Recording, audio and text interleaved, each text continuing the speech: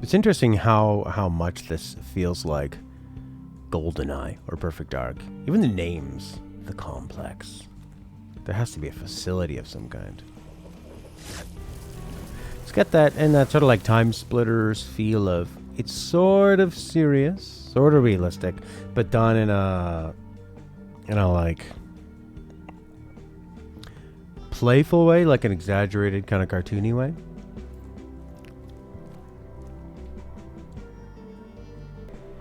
They always say better not be cult, but oh,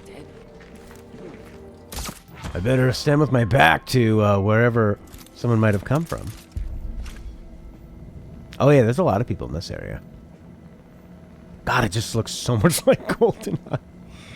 It's pretty cool, actually. I would love to talk to the developers about this and ask them about that influence.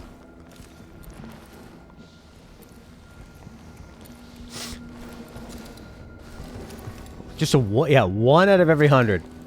Better not be Peter. Oh yeah, we got the scope. Nice. All right, so can I go? You missed.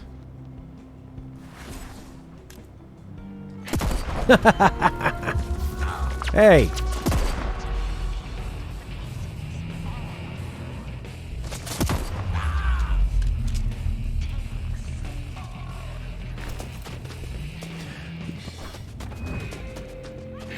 I remember Juliana coming over the loudspeaker like that. It sounds pretty cool. This game's got a lot of style. I really like this game. You know? It was a bit hard to kind of figure out, but overall, I'd say I just really like it, and I don't get sick of playing it. Let's bring in Horky. Whatever you say about him, Dumbledore's got style. Or whatever his accent is. Yeah, that's what I think of. That's what I think of Dumbledore, this big old guy who looks like he's wearing pajamas most of the time.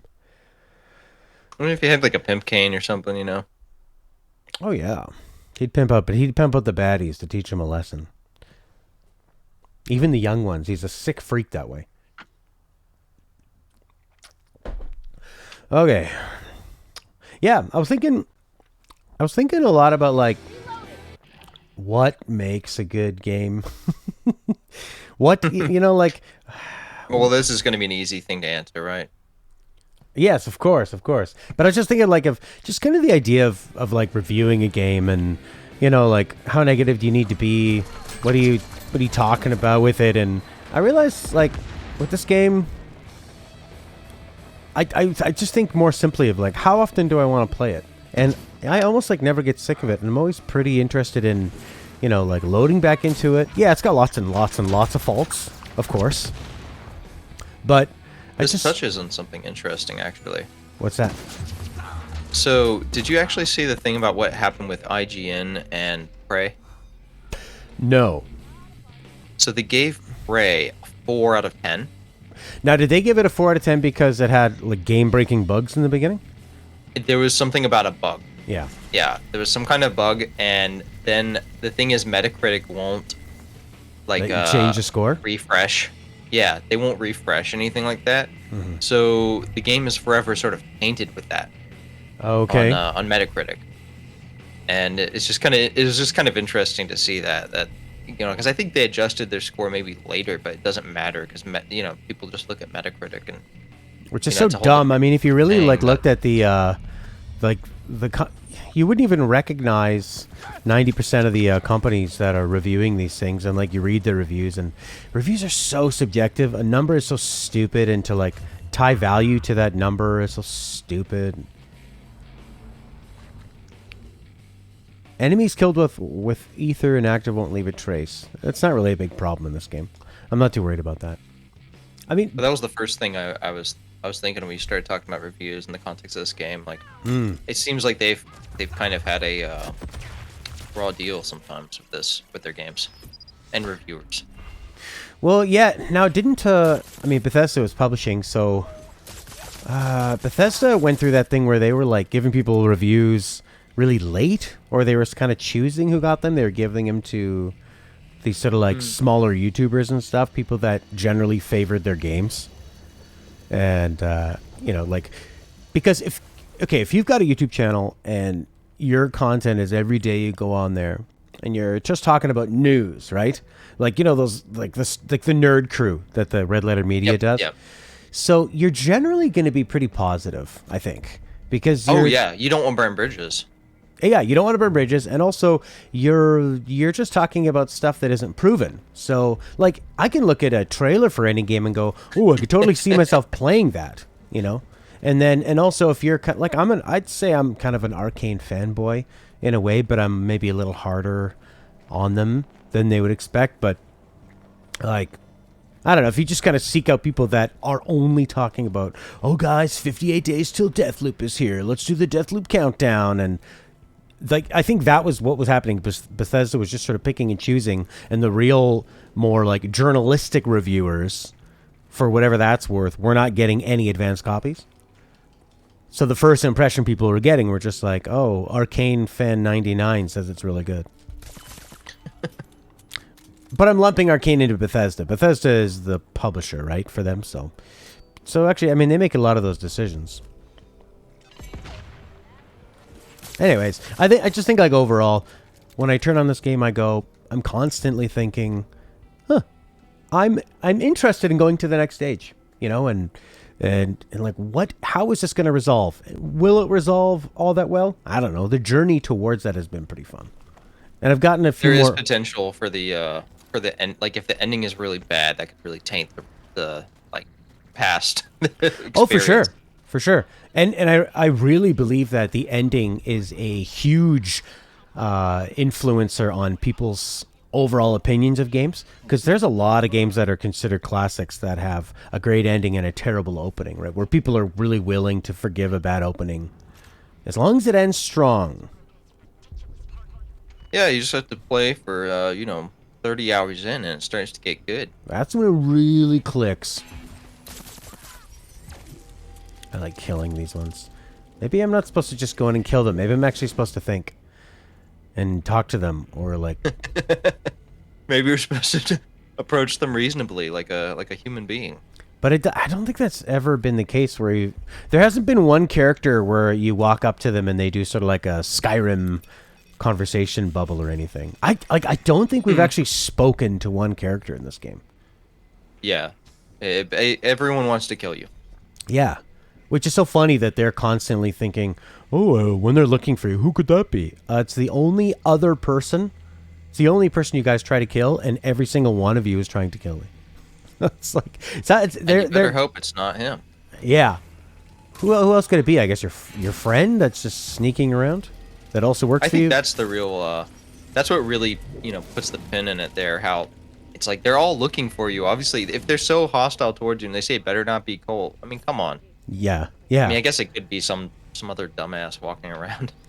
I guess that's like when you're making a game and you're kind of like, okay, we'll record some of the dialogue. Maybe you record that earlier, and then as you kind of develop the game, you realize, oh, those lines of dialogue just feel strange.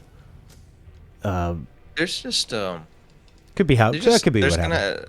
There's just a lot of reuse and duplication in games, Yeah, and you're kind of building it just all at the same time, and you're hoping that okay, all those elements are gonna work together and sound great. Oh, this is gonna be. You just awesome. see more or less of it depending upon what kind of game it is. So I feel like indie games, you see a lot of repetition there. Mm-hmm. And it's understandable. They got less to work with sometimes. And there's like copy pasting walls and doors and level layouts and stuff, but I guess when it's them speaking it, it's more like that uncanny valley of they're obviously recorded by a real person, so it sounds very real, so it's just more noticeable when that kind of stuff doesn't ring true, especially when it's voice acted. If it's you can get away more if it's text, because you fill in more with your brain of how you want it to sound.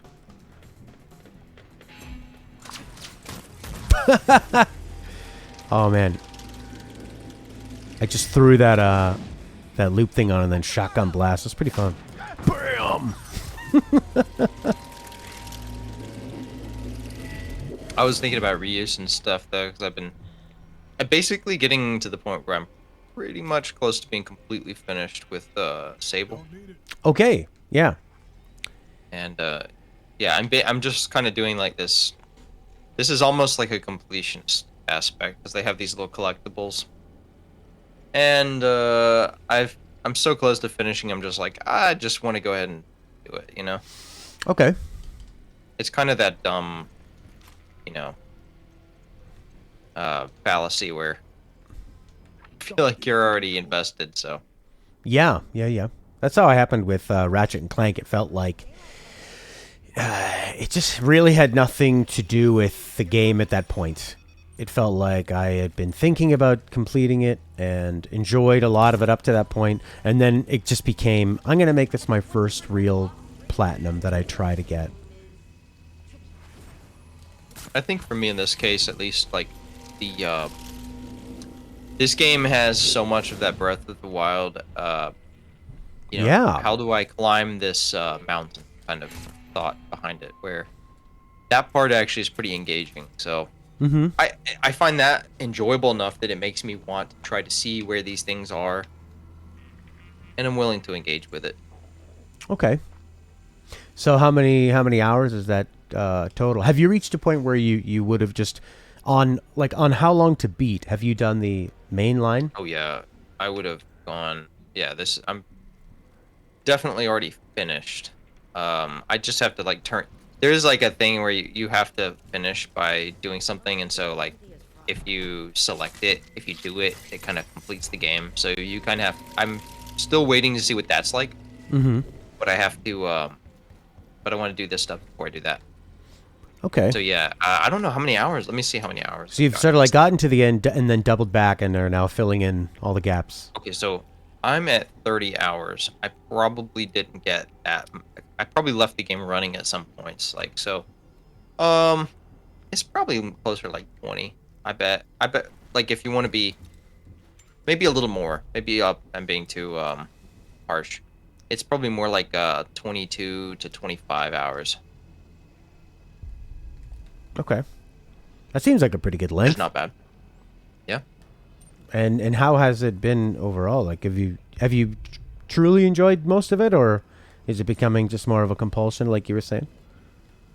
Like would you No, recommend even it's just all the mainline stuff? yeah. It's if you like Breath of the Wild, this is the game for you. Okay. It doesn't have any like combat or anything, but if you liked all of the exploration aspects of Breath of the Wild, it's a great game for you. I thought the dialogue was pretty interesting.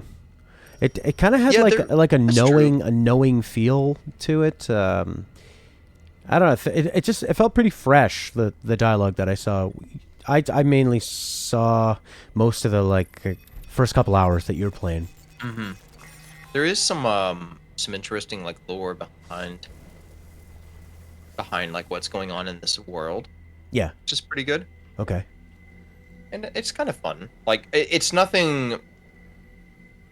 It's nothing like world or unprecedented. It's nothing like that we've never seen before, but it's nice because you can kind of look at the world and what's here and sort of come to some conclusions yourself, and then you gain a little bit more knowledge about it through you know, in very short dialogues. Not like you have like these monumental cutscenes that take like 20 minutes to just start babbling off stuff. It's usually pretty short, and so it's like it's satisfying in that way, I think. Okay. So no, I refuse to guess what you are thinking. Exactly my answer. Look how fast I can move when I crouch.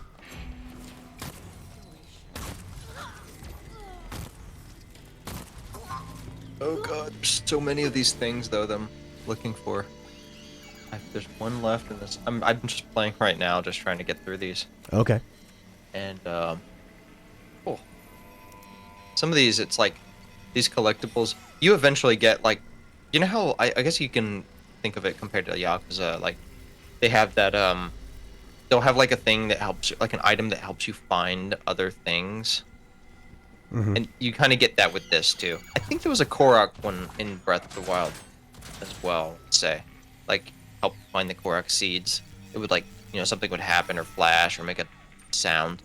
I loved the Korok seeds.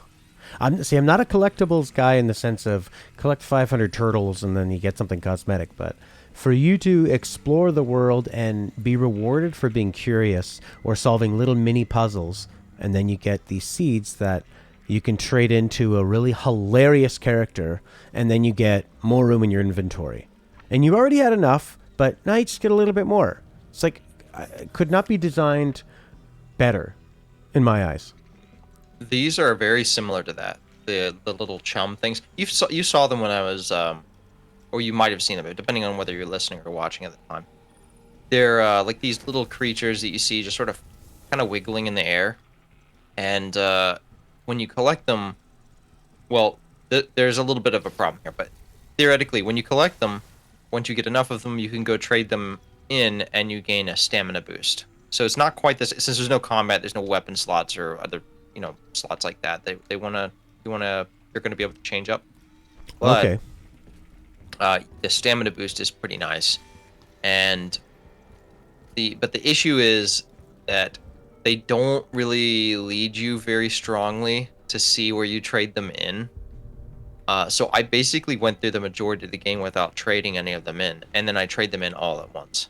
Oh. So I felt, it's kind of a frustrating situation. I kind of knew that, because they explain it somewhere. They said something about being able to trade them in. Like, I could have sworn I saw something about that already. So it wasn't like there was some mysterious thing, but I thought they could have led you better to introduce you to the concept. Right.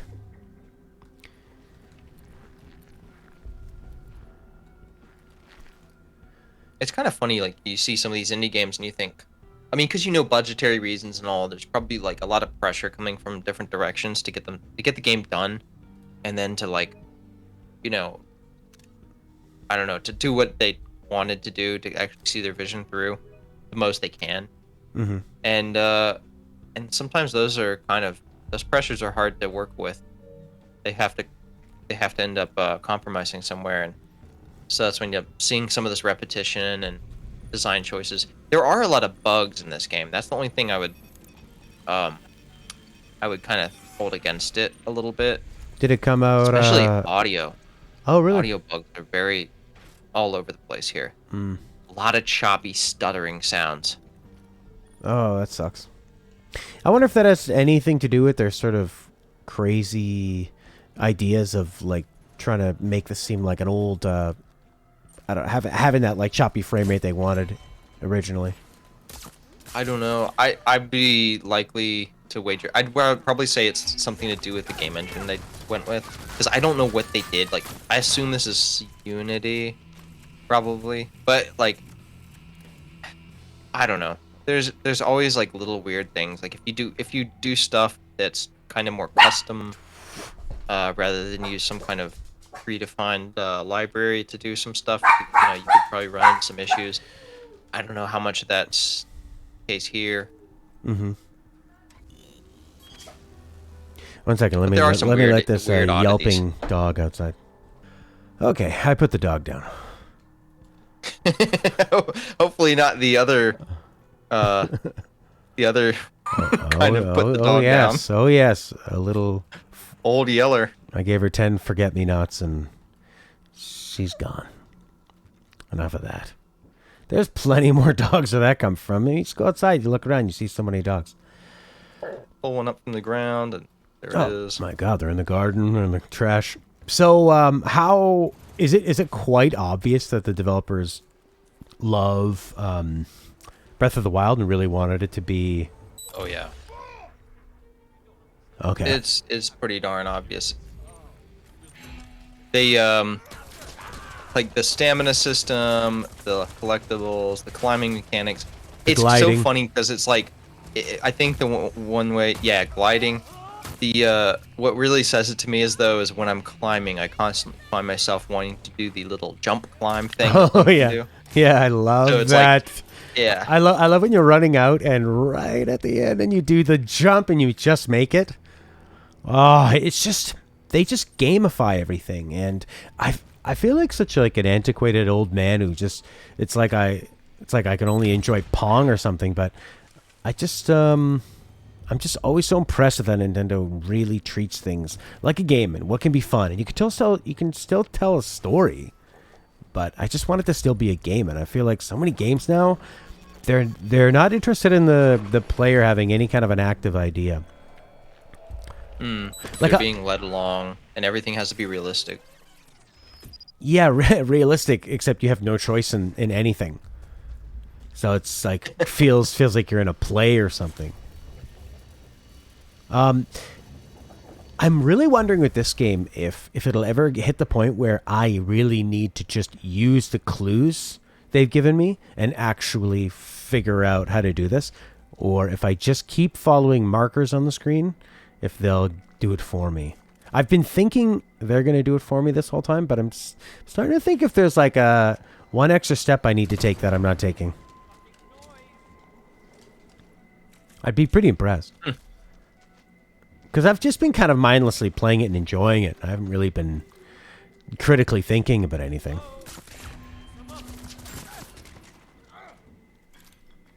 Just walking around shooting talking mannequins. No critical thinking for you. Yeah. Hey, what is... Not that I want to get into anything political, but what is critical race theory and why are people talking about that? I have no idea. I keep hearing this being brought up like they don't want it taught in schools. Critical race theory. It doesn't sound like something terrible. It sounds very bad.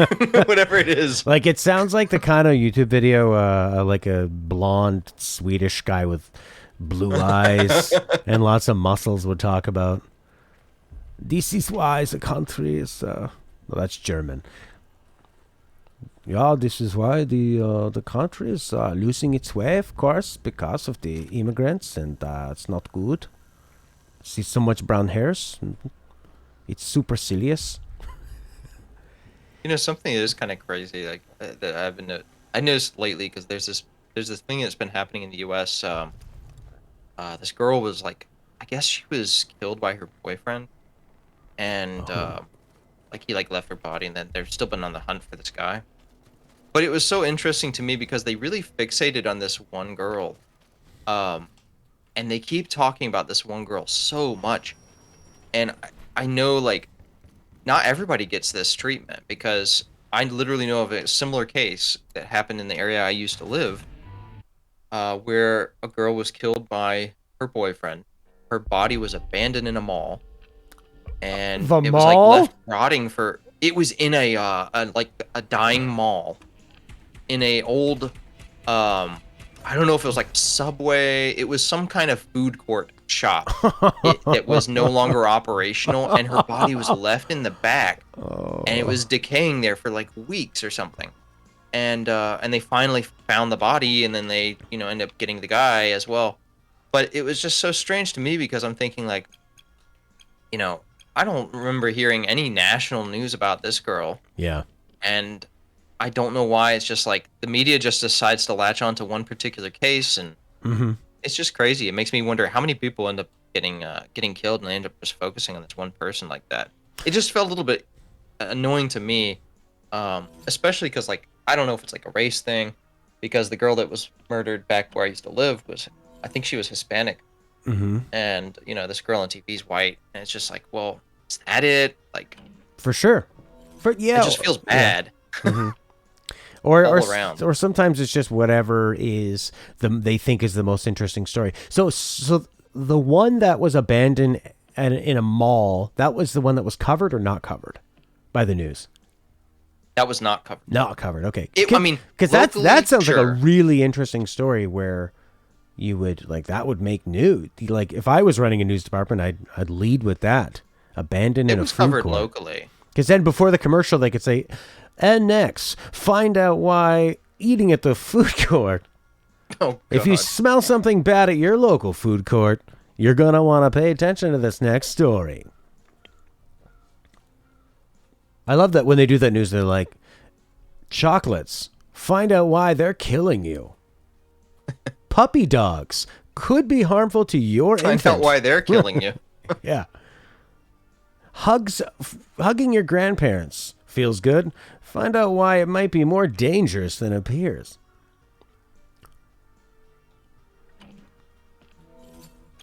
So, you know how I thought there weren't that many abilities in this game? The character trinkets and the weapon trinkets, they seem to be the addition of that. So, like, having a double jump. What else? Moving faster. Take less damage when people are near. That's funny. Friendly nearby turrets and nullifiers are even stronger and deadlier. Hack devices from crazy far away. I don't feel like I really need any of this, other than maybe move with great speed. I wouldn't mind that. I'm going to sacrifice them all because you get so much of that red juice. We know how much you love juice. You know, and you're talking about steroids, of course. We call it the juice in the biz. All right. Okay. But the annoying thing is you don't have that much room. So I can only have 4 slots for personal trinkets. I'm not going to get rid of double jump. That seems insane. Moving swiftly while crouched. In this kind of game, yeah, that's pretty important. Take less damage. This kind of game? At this time of year? Localized entirely at Arcane's French studio. Take less damage from everything. That seems pretty important. And then regenerate health so fast you might look younger. So yeah. I could I maybe... feel like the regeneration is so good, right? It seems pretty good too. That's probably the only one I might get rid of. I don't know. Oh, gas exposure does no damage. That's very specific. Hack mines. Oh yeah, just move with great speed overall. I'm gonna try that one. Or carry way more ammunition. That would actually be pretty useful too. I'll try the moving fast one. All right. And then I also got a slab upgrade. What was that? That was for... I can't remember which one it was for. Oh, it was for ether. Ether, become invisible. Nah. I need the one where you link them together because I get health from that. And shift is pretty nice for just escaping or jump kicking people. Visionary leads. Devouring the lambs. Enact the plan. Play the reward scheme. Alexis loves his carnices slab. I don't want that. I found something I could trick Alexis into revealing himself. Alright, let's try that one. So how much do you have, like... So what do you think is left for you to actually get... To actually break the loop of this? I haven't been following it. Yeah, I think there are... I would assume like 2 to 3 hours more of... Oh, see, Julian is talking right now, so this could be... I'm progressing the story. I'm just here to kill people. I don't really give a shit about the pecking order. That's the spirit, Colt. Uninformed and ignorant. I've been called worse. Okay, so she was just asking about which of the 8 Wenjis was the real one. Yeah, I think that there's going to be, if I keep following the right leads, probably like a couple of more hours worth of missions. And then I think my character will just figure out how to get them all together, and I'll just keep following the markers until it's complete. I don't think that I'm supposed to be, looking through all the lore stuff that I've collected and then kind of putting together my own conclusions. I don't think. You think it's more of like, they're going to outright just tell you, lead you along the path? I think so. Like right now I'm following a marker that says something like, find a way to get... I've found something that could trick Alexis into revealing himself. I can't remember what that is, but I'm following a marker. I mean, to be fair, if it's time travel, it can be a little bit dangerous to, allow someone's own interpretation, because it could be like, well, you could be just totally wrong. Yeah. Depending upon what they do. I think it's a nice amount of hand-holding. I think it works. It's a choice, and it leads for like a breezy time. This isn't a computer game from 1996. Computer. Do you ever call them computer games or PC? Trying to think. I guess it depends on the context sometimes. It's a It very feels more appropriate. yeah, it's a very British thing to say computer games, and they say that for all video games. They call them computer games. Well, Like, they're not terribly wrong. Oh, very British of you. Yeah, it's all a computer. Oh.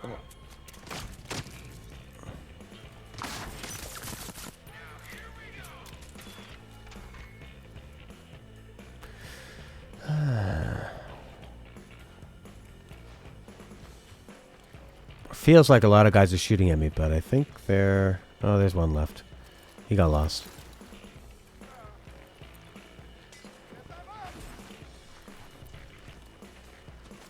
These poor guys that are armed with a machete and the ability to slowly run at me and then do a big jump. That's quite telegraphed.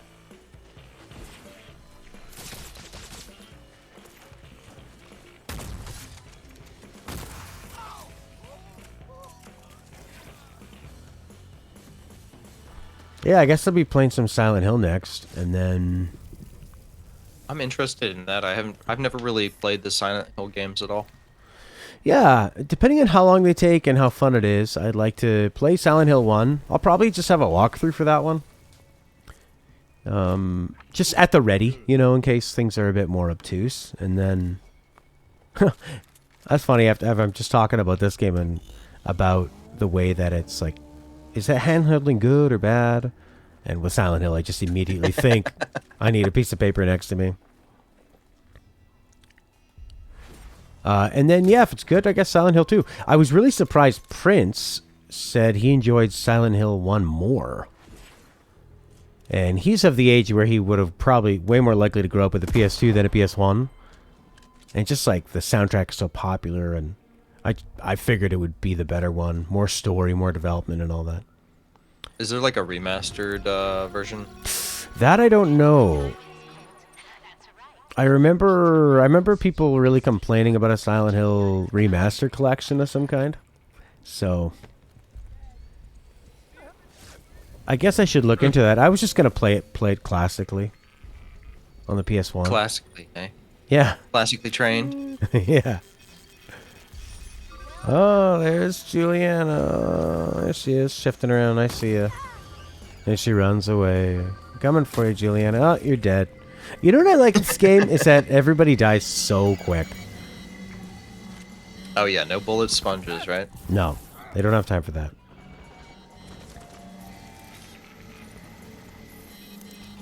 Yeah, I don't like bullet sponges in games. I feel like that's just such a cop-out. Yeah. That's why I will never play a Yakuza game on hard mode. Oh, yeah, I think I made that mistake trying to do that. I mean, I think hard mode exists if you are... Is this a different game? The longer you hold the trigger, the sniper rifle, the more damage a shot inflicts. What? The longer you hold the trigger? What? The aiming trigger or the firing trigger? That's strange.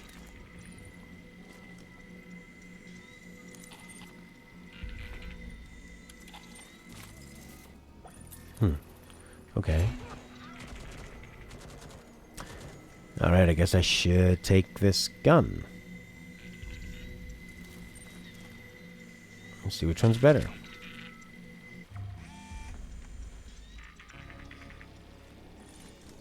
Can't remember what I was talking about.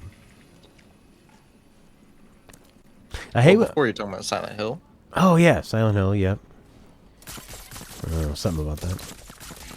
Don't you hate when people ask you, you were really good at it, but sometimes people ask me, what was I saying? And then I think, oh, this is a real test of whether I was listening or not.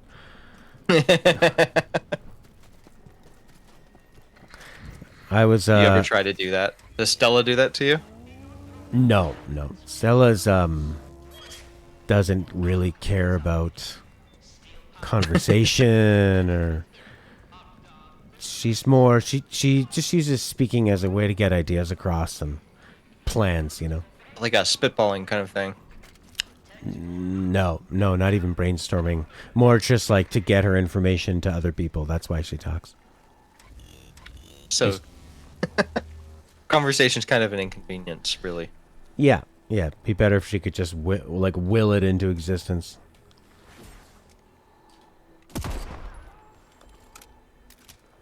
Where my love language is just talking deeply. I was playing at this wedding yesterday, and I was listening to the... It was one of those weddings where the band had to... Well, we got dinner. It was really nice. But you have to like listen to all the speeches and stuff, right? And everyone's looking at you, so you gotta pay attention. And even though you don't know any of these people, you have to kind of respond like you do.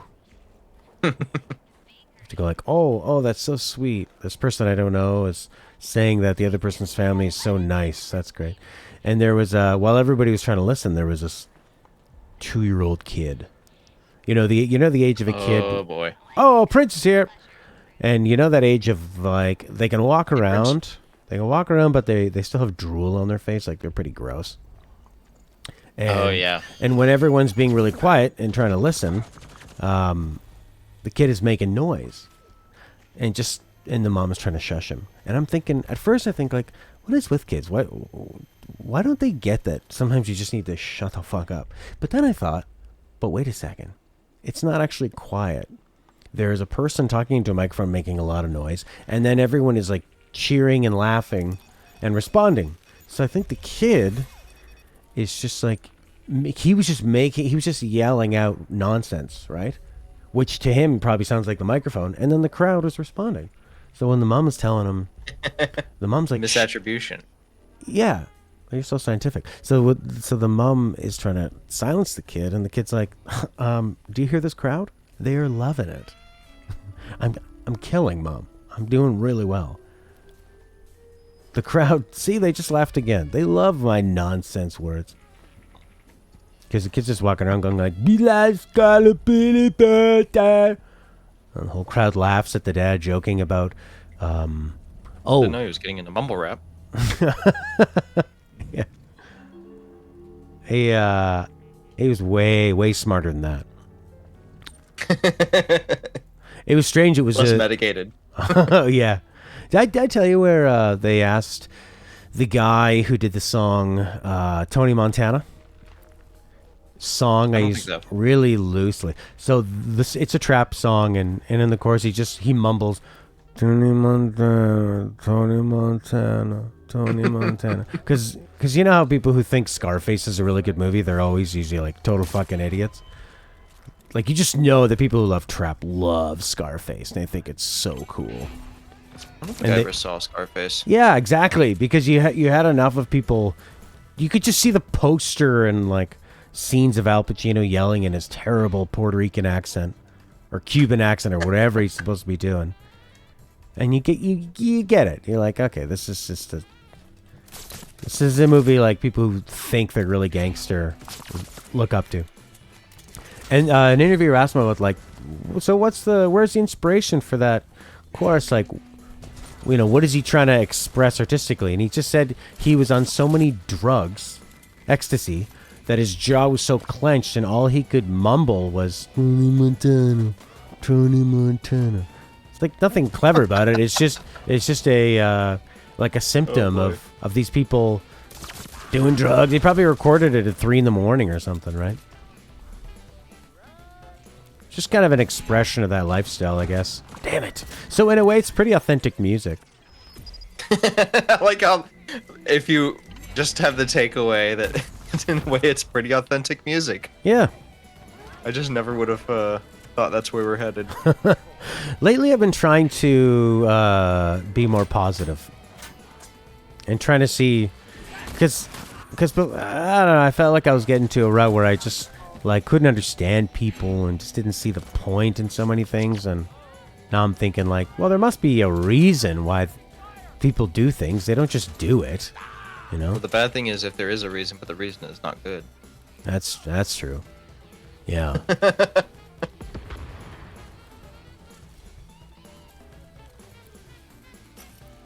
God, I've got 2 more of these little collectible things left.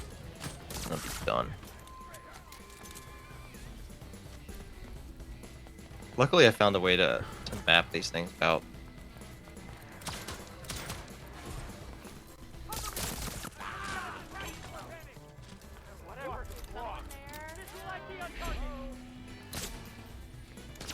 Oh, I have this upgrade on the shift where I can switch places with somebody.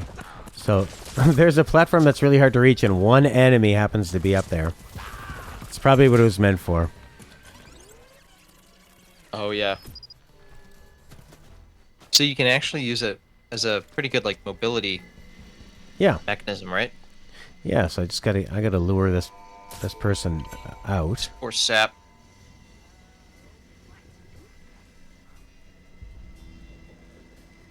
Loop in return. Oh.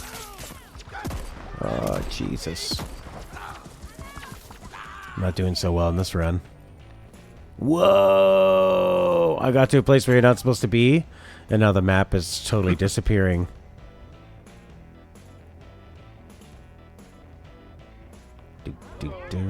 This is cool. I can see through the mountain. Oh boy. Yeah, it's like See if I not can... rendering properly. I like when you can walk inside that.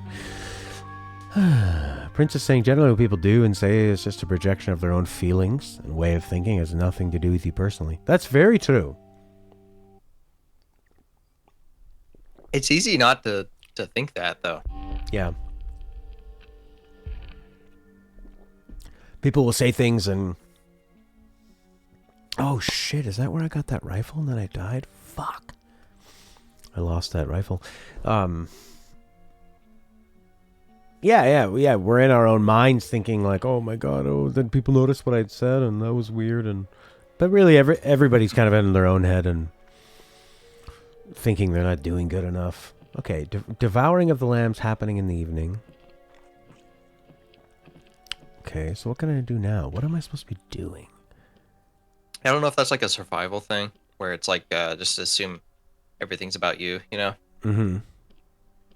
Yeah, just to be aware of it. I think so much of what we deal with in our life is just based on this DNA, these instincts that we have that are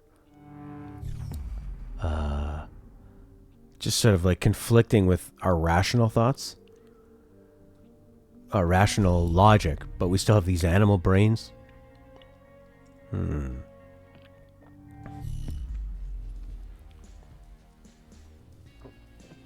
Okay, enact the plan. I'm going to enact the plan. I'm going to try and be more stealthy.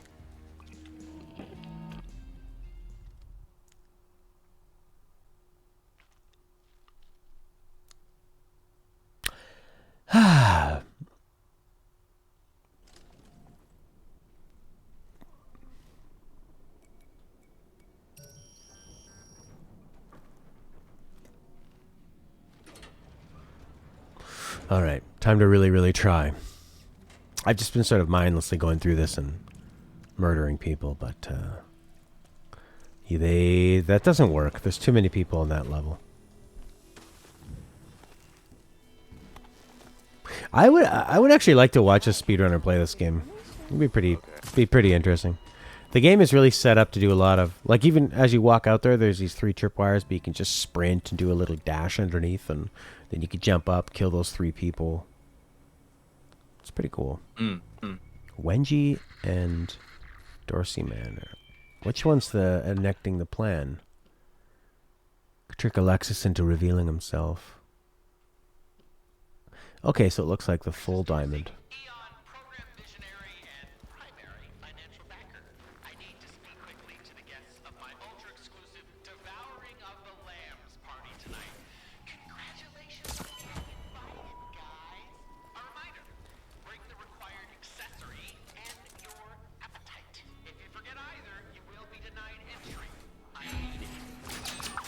Jesus. These people, these guards just seem like they're way better at seeing you than they ever were before. I'm gonna go up here and hide like Batman would. Do you think they're doing like a like Feels some like kind of like progression? Yeah, it feels like a bit of a difficulty boost here. Or it could just be because I was on the ground. I remember being up here before and just taking out loads and loads of people. They're like dogs, they can't look up.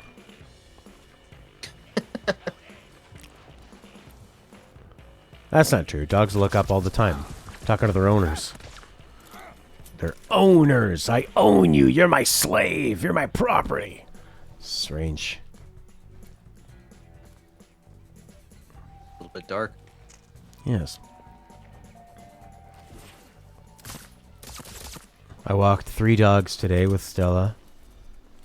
Both of ours and her mom's, and they all pooped one after another, so I had to use 3 different bags. As soon as I zipped up one, the other one would get the urge. So much poop. Like maybe almost a little bit, coordinated. Felt like They it. decided this was going to happen this way. Yeah, they didn't want to share bags.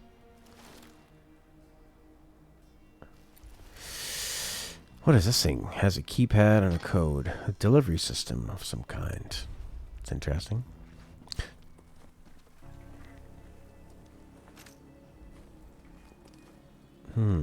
Somebody commented on one of our Final Fantasy 13 Lightning Returns videos saying, I missed this.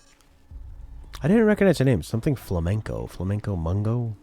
Mundo Flamenco. Lightning Returns was a really fun game the first time I played it. I got a little bored of it the second time. It's kind of like this too, actually. Well, except you don't run out of time. There's a finite amount of time, and you have to do a ton of mini quests to save. The world is ending in 13 days, and every side quest you do saves people's souls, so they go into the afterlife or something. And then in the end, you kill God. Oh, yeah. I mean, you can't do without that. Yeah. And it's great because there's a character that talks to you the whole game that's really annoying. And he ends up being the secret bad guy. It's pretty cool.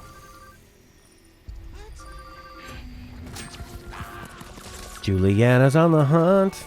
It was a really nice surprise.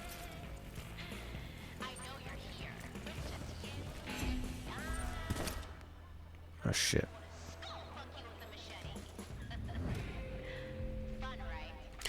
Prince says, Combat in Lightning Returns is the best in the entire series, in your opinion? I'd say it was pretty damn good. It was, oh, shoot. I mean, I really like Final Fantasy 13, but it's a very specific style. Ah! And then, Lightning Returns kind of makes it a bit more action-based in a way. It's pretty impressive how they're always changing Final Fantasy. Yeah, I mean, I guess that's... You gotta keep it fresh somehow, right? Yeah, I mean... Something labeled final. Yeah. But it's just funny because, like, they're such expensive games and they're such a big risk for them. And they constantly take risks. You know, like, you look at Call of Duty and that probably costs the same amount and makes the same amount of money. But they don't change anything. They just keep, like, slowly cycling through the same few ideas they have. Have they shown much about the newer Final Fantasy 16? Not really. Have they shown, like, any... Not I really. was thinking that'd be interesting to see. Because I know that it looks more like... I guess they've kind of shifted to that kind of action-y combat, right? In recent games. Definitely Final Fantasy VII Remake, although I liked how that felt. That still felt kind of strategic to me. It didn't feel like a total just sort of action game. Oh, there's so many mines here. And then, which else? Well, they have that other kind of Final Fantasy spin-off, Crystal Chronicles or whatever that is. I don't think of that as a Final Fantasy game. And then 15 was kind of real-timey, but not enough good strategy for me. It felt really mindless. And Prince was saying that it made zero sense to turn Hope into a child again. Yeah, I never really... Because in Final Fantasy 13-2, you're traveling through time. And then they just went back to him being a kid instead of a teenager or a man, like he ended up being. It's a strange story. I wonder how much they planned that to be a real trilogy. Okay, let's try that again.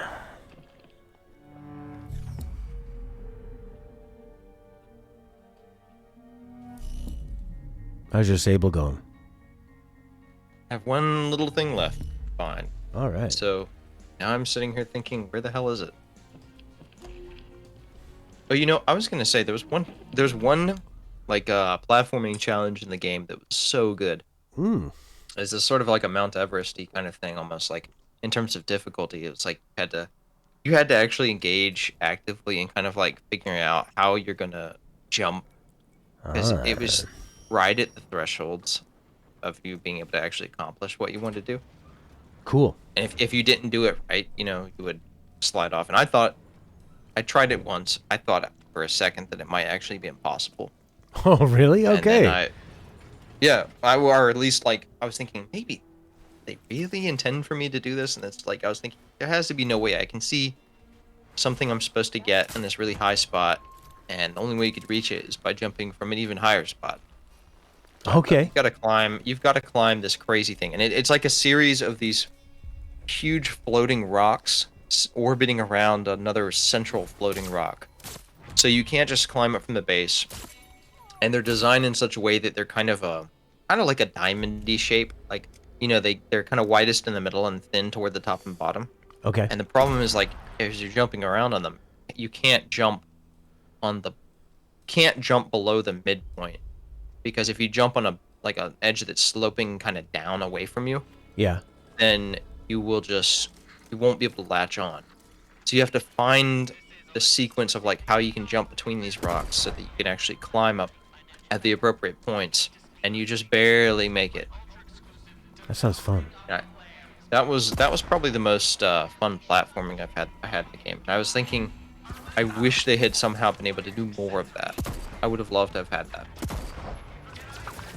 Yeah, I mean, mostly what I saw you doing, and mind you, of course, it was in the beginning, but it was a lot of just walking around and talking to people and sort of back and forth, and then you went into these cool kind of like black and white areas. Not black and white; they're more like monochrome. They were just lacking color. And then do you fill those in, or is that just at night that it does that monochrome That's thing? just nighttime. Oh, okay. I thought you were coming into temples that lacked their color and you were filling up the world with color or something. There's some weird effect with that. Like, if you go into certain enclosed areas, like the mask people that give you masks later, if you collect 3 badges, you can get a mask from this person. And if you enter their tent, it, like, at nighttime, it drains the light out for some reason, really weirdly. Yeah. Does that I have don't know if anything that to do with was the story, or because it seems so intentional, but you know, They don't really explain just a visual these effect. mask creators, like how they're doing that, because you like reach into the creature. Because I say creature because it has like this hood with like just a bright white light from it, and Yeah. you just reach inside and pull the mask out. Okay. So I don't see how like that could be anything, you know, like remotely comparable to a human. Right.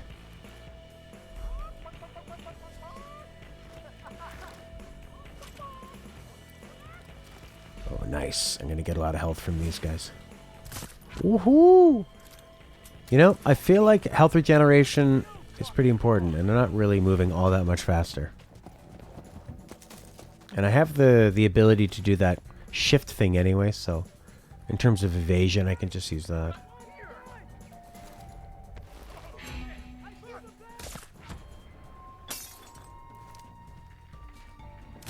They really should have labeled these collectibles better, or like they needed to give you a screen, because like oh yeah, and they unlock the I forgot, there's another Breath of the Wild thing here. You essentially have the same kind of thing as those towers to Yeah. unlock map areas. They have the same concept here, which, I mean, this isn't like the only game that's ripped that off. I mean, Horizon did that too. But yeah, so you can't like identify what collectibles you have in a certain area. It doesn't even show you the names of the regions on the map for some reason. Oh, you interesting. know which ones you unlock when you go there, Yeah. but they don't have any labels on the map. Just a little weird. For someone like me who likes maps, it kind of like digs a little bit at some part of that. Mm-hmm. Yeah, it feels kind of something that's just maybe overlooked. Mm-hmm. I suspect it would. It probably is. It's probably something that they intended to have, but they just hadn't put in. I could see where if you're working on a game for quite a long time, and as you're working through it and going through it and going through it, you become so familiar with the map you would never even think. Like, you become so familiar with the game and its world that you wouldn't think of stuff like, oh, I need to actually know the names of stuff. For somebody that is experiencing everything for the first time, it's quite different.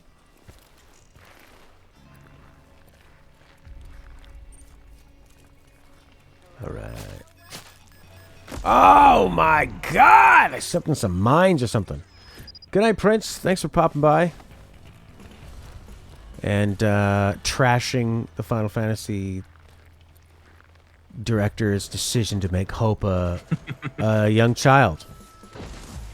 I've been informed his lawyers will be in touch. They're going to take your abs. They're going to take 2 abs, Yes. but they won't be like symmetrical. It'll be like just slightly off. Yeah. Scramble the sensor. Scramble.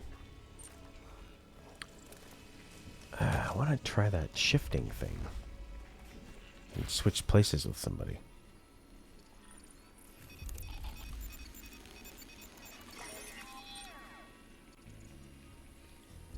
Did you have any interest in playing the Mass Effect remaster?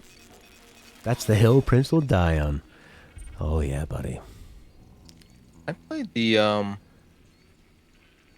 like the first game, I want to say. Yeah, I know I played the first one through. I think I have that one. I think I actually have a copy of that on Xbox. Two is really nice. The first time you play it. Widely considered the best.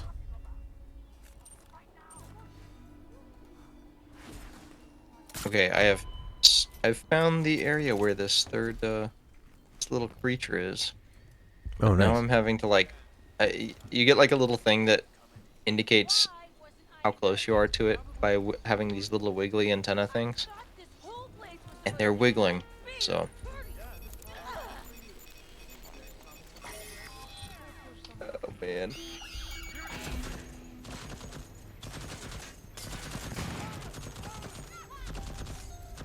Yeah, I remember really enjoying the first Mass Effect.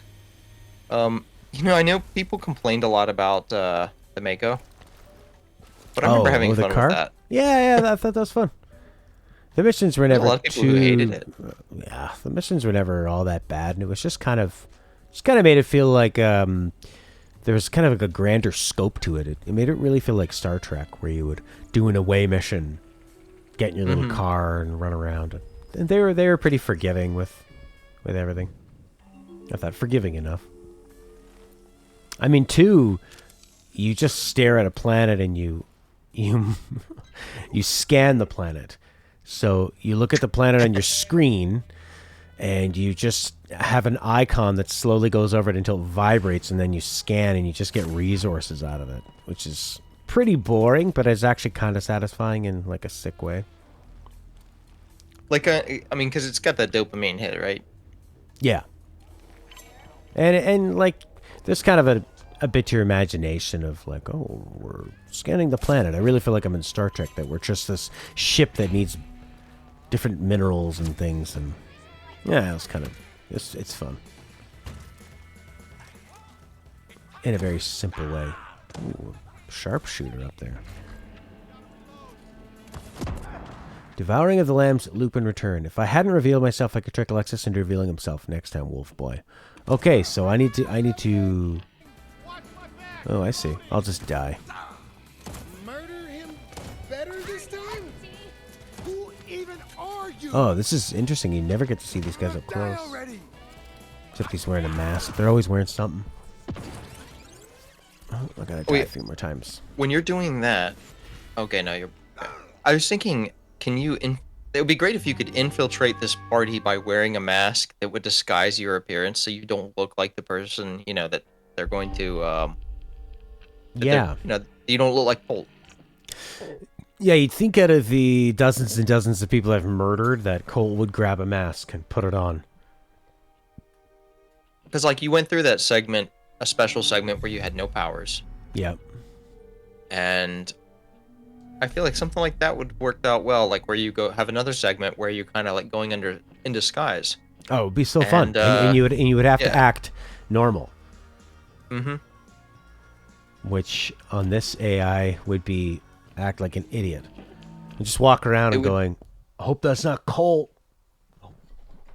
It would play into like some interesting things where it's like, okay, maybe the first time around when you go through the party, you might do something that forces you to get caught, but in doing so, you gain some, knowledge of a password so that you can get through the section. Yeah. Like kind of like almost like a microcosm of the general nature of the game itself. That would be really fun. I mean, I think it really shows how impressive the AI in Hitman is, where for the stealth in Hitman, it really feels realistic, where if you're walking around and you're being weird, like people's suspicion meter kind of rising and coming after you and acting naturally or not, it's pretty impressive. AI is a rough thing to pull off because you're gonna end up having explosive complexity. Hey, guys. Yes. I have top secret information. Okay, what is it? Oh, you know what I should do is I should just get like invisibility. I should change up my approach. That's what I should do. I should get invisibility and some other stuff that'll help. I think I'm just kind of sticking to all my attack stuff, which I don't need. Which means, wait, am I gonna die right now? Or is it like a So I'll get the invisibility one, and then fuck, I hope. what else? Deathloop. Pretty cool game. Very arcane. But I like. Start another day.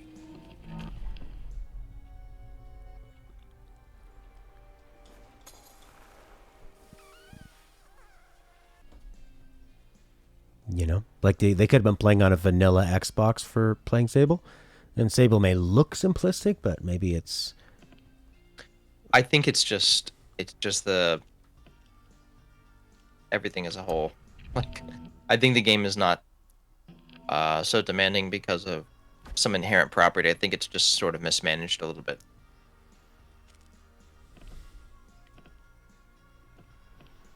There are 4, 8, 12.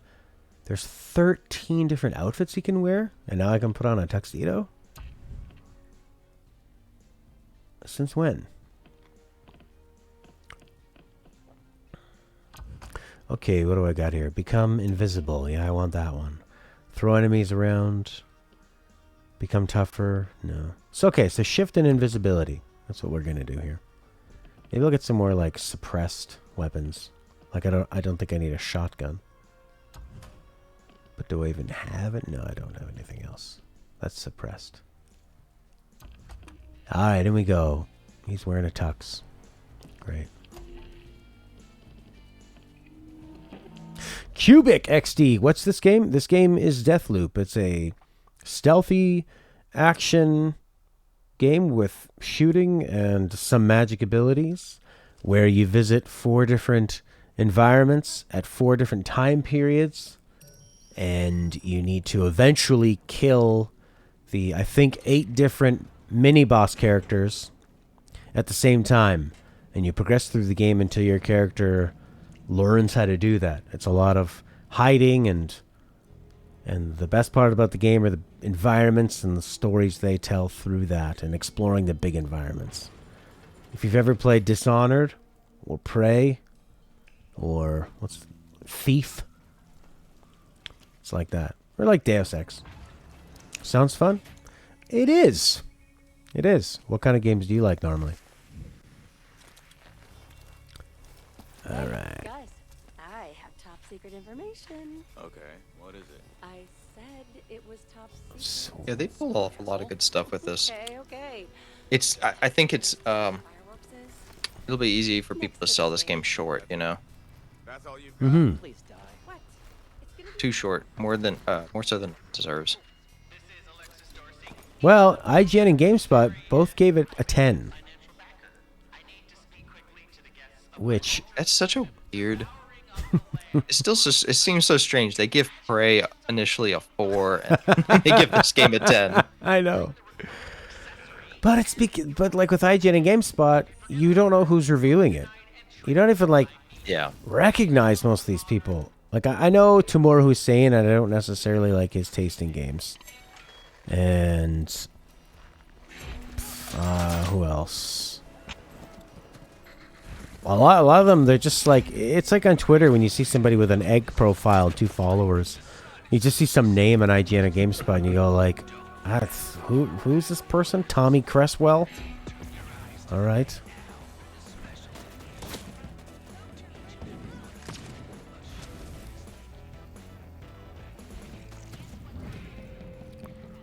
Now that makes me wonder. I don't remember what they gave Fable or a Sable. Right. I think they probably gave it like a 7 or something. In which case, I'd probably agree with them. See, It's close to that. yeah, I find they tend to rate indie games lower and big publisher games a little higher than you'd expect. But I think it's because they use a ranked system, so if you have perfect visuals and sound and stuff, you're just going to automatically get an 8 no matter what. Mm-hmm. Kubik's either playing competitive shooters or story-driven games. Okay. So Well, this is a little bit of both, almost. Yeah, there's lots of shooting is, it's not going to be it's not going to feel as good as It's not competitive, I guess, but no. But you can play the game as a character that invades other players' worlds and try to murder them as a sniper. So you might really like that. yeah. Do they have like a? I haven't actually looked at see what the Juliana side of things is like with regard to like equipment, because she doesn't always have the same thing when you play. Yeah, she gets a random ability in that sniper rifle. But not even So I always wonder, the sniper rifle. I'm wondering, like, do they have anything like where you can pick your loadout with her, or do you just get a random gun? I actually have not tried it at all. I have a feeling, given the whole Australia situation, Oh, might yeah. end up going poorly, Yeah. because you're gonna get paired with people all the way across the globe. Well, and I'd have to buy another PS Plus subscription. Oh yeah, yeah. Which Besides is which is kind of lame. that, it is a little bit of a shame. Like you aren't getting 100% like full experience. Yeah, that's true. Yeah, This Cubic gets, AI Juliana kind of, it's not always great. no, it would be actually really terrifying if a player controlled Juliana came in, and it would be really satisfying to kill him. It would probably add quite a bit. Because the AI Juliana, yeah, she's a moron.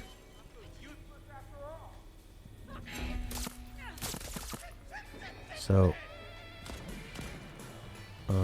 I wonder if killing... I haven't gotten into that area yet. I wonder if I just kill these people out here, it's okay.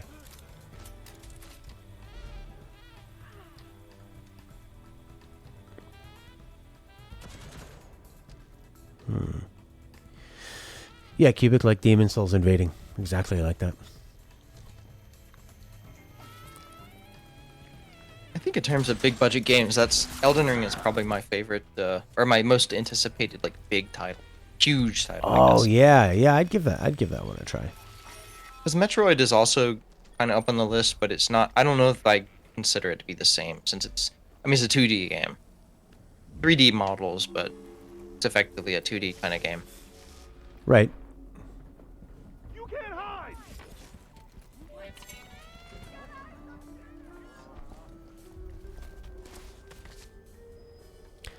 Whew. You're now replaying Red Dead Redemption 2. I wonder what that would be like to play again. It looked like a pretty fun game to just relax and play. I played through it.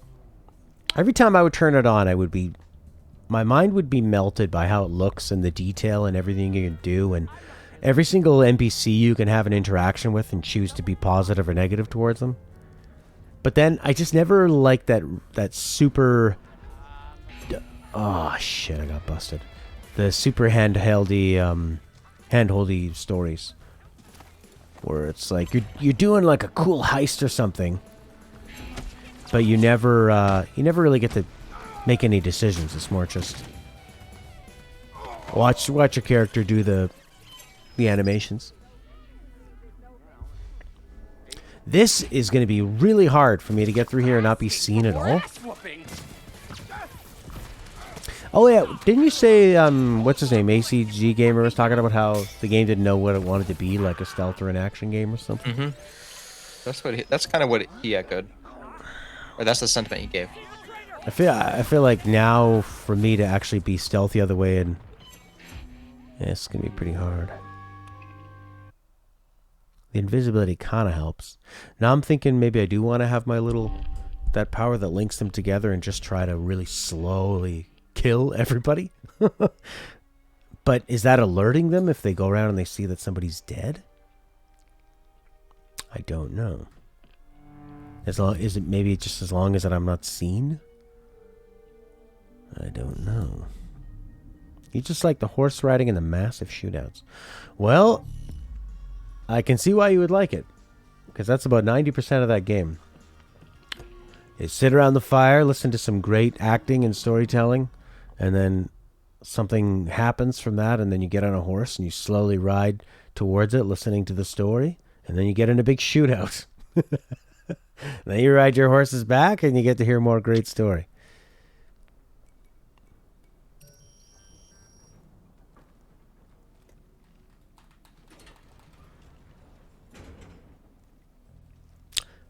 Fuck, I didn't change my power. Let's try it like so. Whew.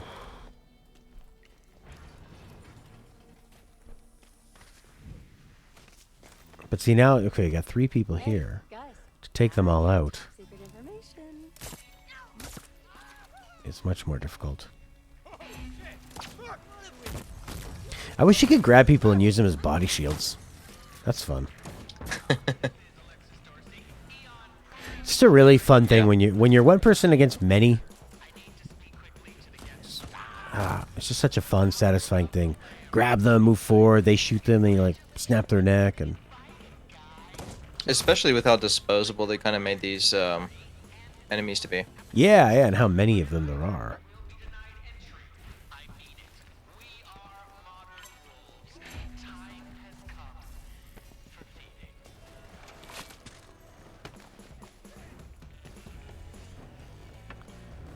All right.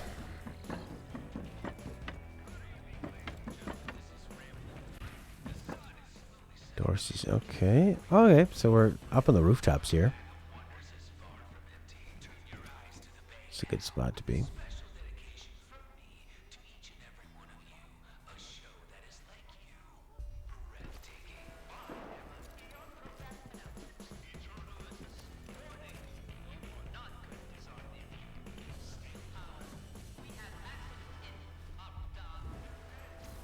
They're so generous with letting you sort of tightrope walk on things.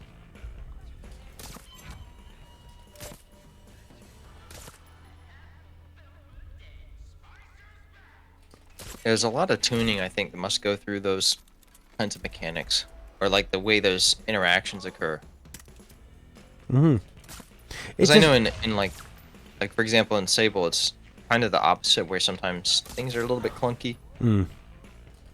And so you kind of have to, you have to like, you're gonna have some situations where you might not perfectly land or do exactly what you want to do. Okay. Yeah, I mean, it always feels good when it feels like a game is recognizing what you're trying to do and helping you get there and not punishing you for maybe being a few % less precise than you could be. Titanfall 2 is really good for that. If you haven't played that campaign and you like shooters at all, or if you like Half-Life, I can't recommend it enough. It's the best shooting campaign, first-person shooter campaign I've played in many, many, many years. Definitely the best of the generation for me. The only thing is you do have to be careful right now with how the hacker situation is in that game. Oh, what? No! In Titanfall 2? Yeah, remember I was saying like they found this way that they were able to mess with the servers in that game, and it was also to the point where it was like, well, it's kind of not sure exactly like if they could run some like remote code execution, then that could be bad, like really bad for you. Okay, Cubic was saying he agrees, said the campaign is good indeed, but he was saying that it's only online is what he thinks in terms of the problems. So you could just play it totally offline just to enjoy the campaign. The multiplayers kick ass as well, but theoretically, as long as there's not a situation where, like, when you launch the game, that it immediately authenticates with servers, before you just like regardless of whether you decide to play online or do campaign. Right. If they were able to compromise like any kind of servers that provide, sometimes they have like news or something, or anything. There's always some kind of stuff that can check in. It's always a possibility. So, I don't know. Have you played the campaign of that, Horky? I haven't. I have the game. I really recommend it. Then it's not very long. It's like 8 to 10 hours or something. Maybe a little longer, and it's so enjoyable. It's so inventive, the platforming. Yeah, there you go. You could just turn the internet off on your I was just thinking PC. I should just unplug the LAN. Or you could just hack the entire internet and turn all of the internet off and then play. Some people just want to watch the world burn.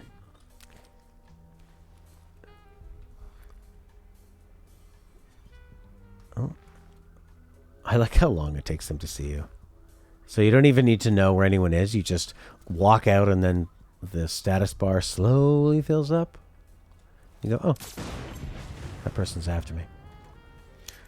I shot one bullet from the pistol and an explosion happened. Did I shoot some fireworks?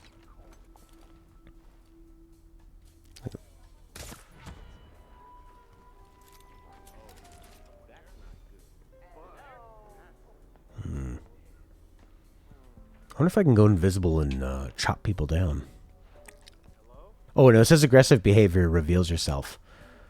That's an interesting rule of this magic ability. Go invisible until you're aggressive. Like, I guess you could run and jump and stuff and it doesn't reveal you, but if you touch someone, that physical, or if you fire a gun, it's too much for the invisibility magic. The invisibility, sir. I can't take it.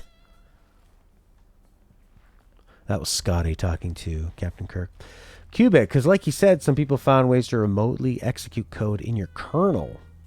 That does sound bad. Yeah, that is bad. No! Oh no, I'm still okay. I haven't been made. Oh, maybe it doesn't matter till you're inside. He's here, send everybody, they said. That's not good.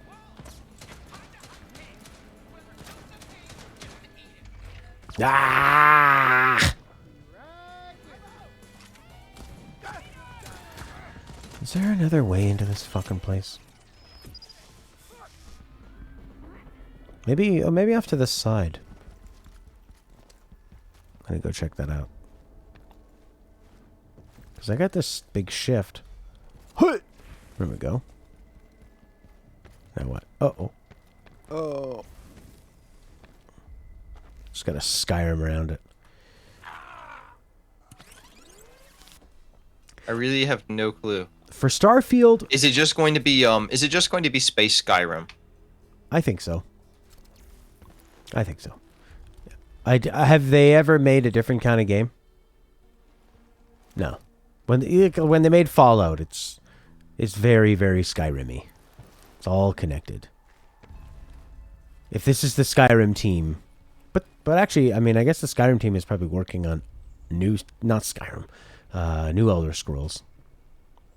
I think Starfield would be good, and I don't think it's going to be pay to. I think it's going to be like a really sort of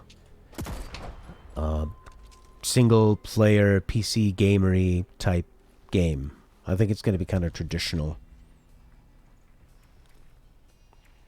Bethesda's not, for the games they make, they're not very progressive, which is fine. You know, they're just trying to smooth out the thing they do, which is already so ambitious. It kind of needs a lot of polishing, right? Iteration. And they're the only ones who really offer that kind of experience. Other than, say, like Kingdom Come Deliverance comes pretty close. It's all very Skyrim-y because all their games launch with more bugs than their previous release. Yeah, and they seem to have always gotten a lot of like slack with that because people are so impressed with the ambition of their worlds. So they go, well, if you have thousands and thousands of objects and they're all interacting with each other and you can pick so many things up, obviously there must be conflicts, but I guess it just depends. I'll say, pessimistically, every big budget game is releasing with more bugs than previous games. It seems like more bugs than ever because we're in the age of we're going to ship the game. Okay, now everyone, before that game gets to stores and launches, we need to make the first patch fix the game completely to make it run. It's crazy.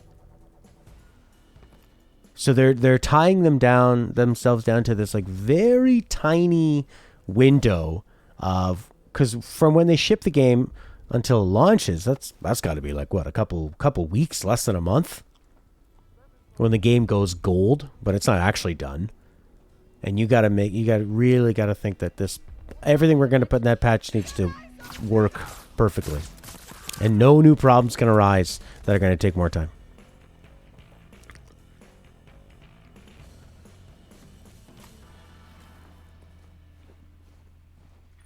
I'm gonna see if I can get her on the other side of this level. I keep seeing more announcements about Overwatch 2 related stuff, like redesigns and stuff going on. Yeah, I am definitely more interested in Overwatch 2 because of the co-op sort of PvE stuff. Because the game is so polished. I love playing with the characters and abilities, but I'm just not good enough to, like really enjoy it. Because I'm just always going to get my ass kicked. Every once in a while, I'll hop in and I'll have some fun with like a healing character, Tracer, or check out some of the newer characters.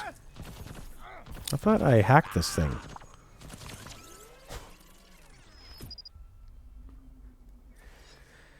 Apparently not.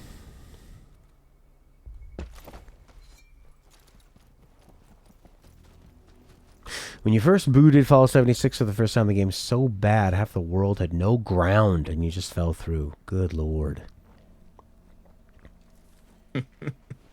Makes sense that they could make a massively multiplayer online game.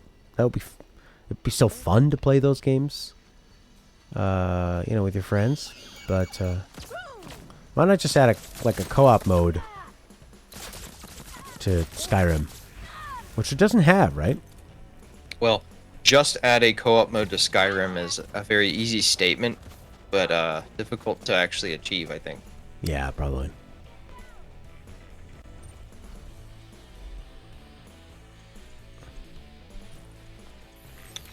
Oh, I know. Okay, that's crazy. I What's just that? realized where where the ass end of this big worm thing came out. Oh, Well, that was pretty damn cool. nice.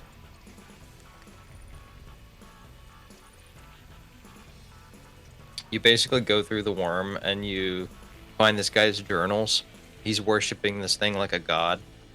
Okay. And he's obviously like kind of a lunatic, and at the end of it he's like basically insinuates that he feeds himself to it. Oh. Wow.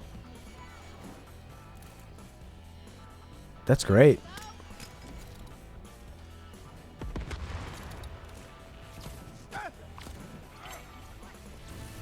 I'll finish that up later now, because now all I have left to do is like the last thing you're expected to do in the story, so Okay. see what the ending's like later tonight.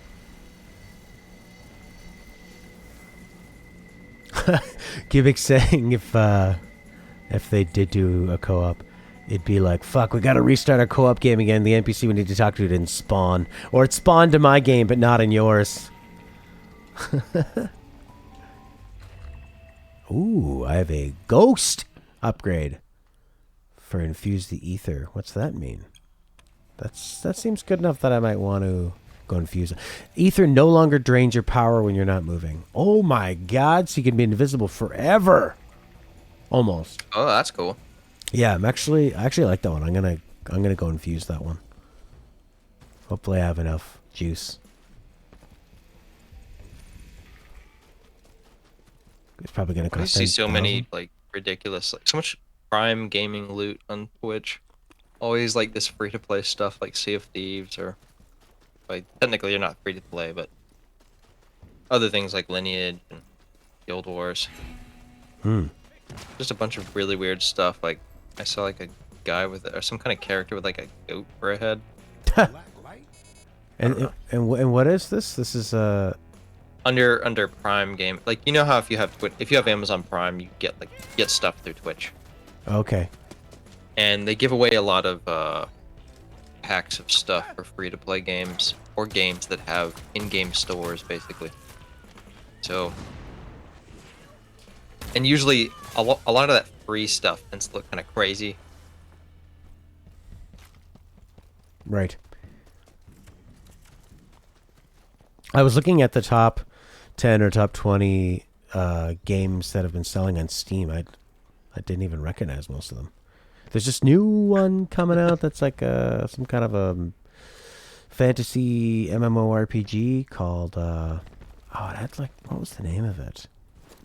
It became one of the most wish-listed Steam games of all time. Let me look. Is it on there right now? Like Yeah, I think top sellers. Oh, New World. New World, that's it. That's Amazon's game. I think it was Is made it? by Amazon Studios. Oh my god. Wow. Yeah, Amazon Games. That's what they call themselves. Also interesting that top sellers also includes the Valve Index VR kit. Yeah, I saw that. That's very interesting. Cubic is excited for Destroy All Humans 2. Reprobed. Oh yeah, that was like probably one of the better games announced at that THQ thing.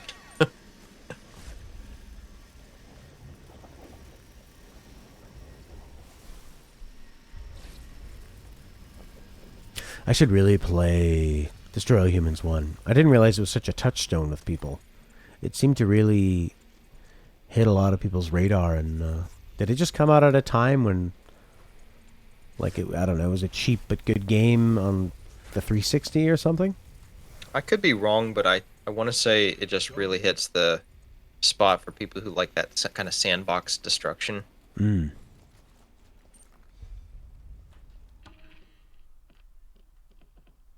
I want to... This one. I want to infuse this. There we go. FIFA 22 is on the top, top 10. FIFA 22. Okay, and it's 2021 now, so... Oh yeah, so in the fall they launch all their next year titled stuff like Cars. Isn't that FIFA 22 like one?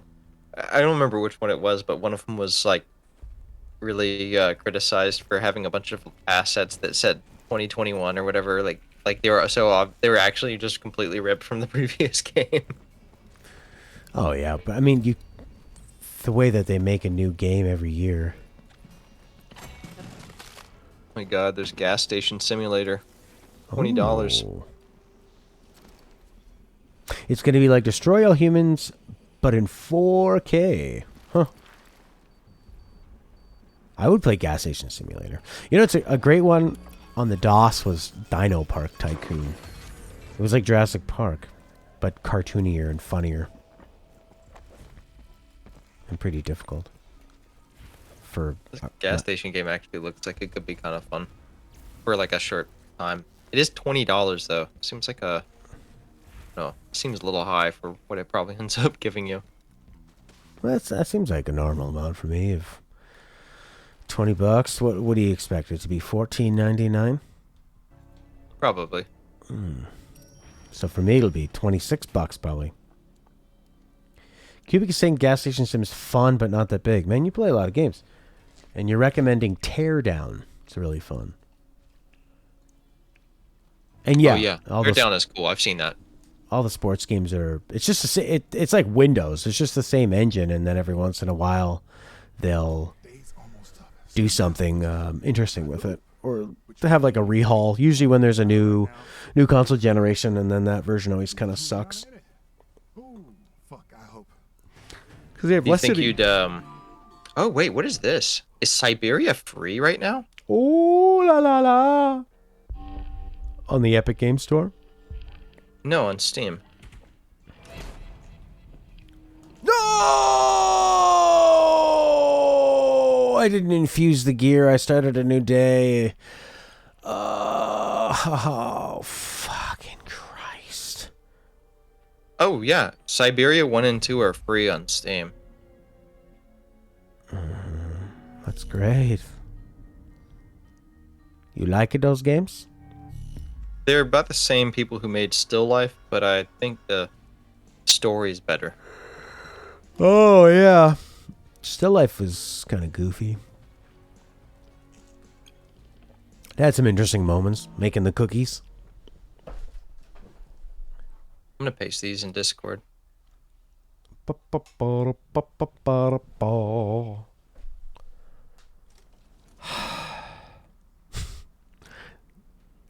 was really excited to use that invisibility. Now that starts feeling like a commitment to a playstyle. God damn it. Hey yo. Boom boom. Boom boom. Oh yeah, they've got the Siberia the World Before coming out as well. That's one I wanted to play. Heard the demo for that. It seemed a little bit rough. December 10th release date on that.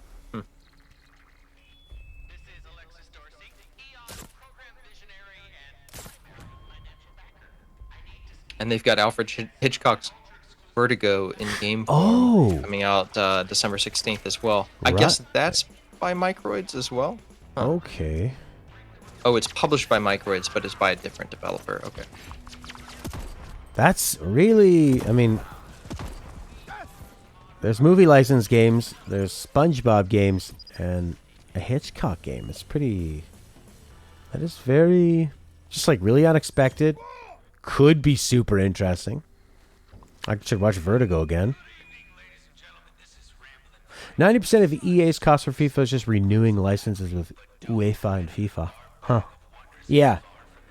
Which I would assume is huge because you see what soccer players get paid for endorsements and their likenesses.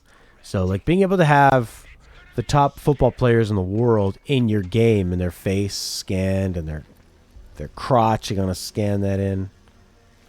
That would be so expensive. I would think. Or maybe they kind of have like these old fat because they've been making games like that for so long before sports were such big money.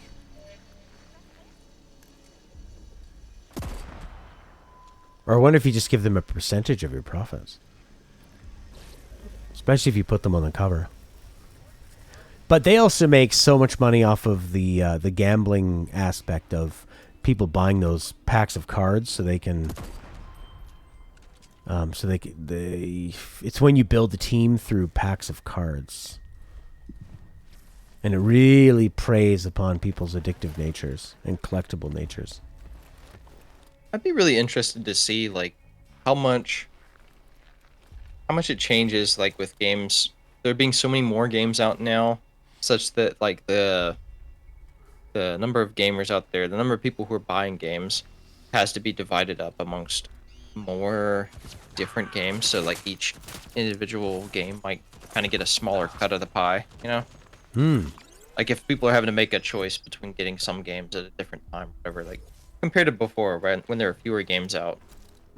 Wonder how much more reliable it was to get revenue from just selling a copy. Yeah, there was probably like a sweet spot of like when there was enough people playing games, but not as many people making the good quality ones.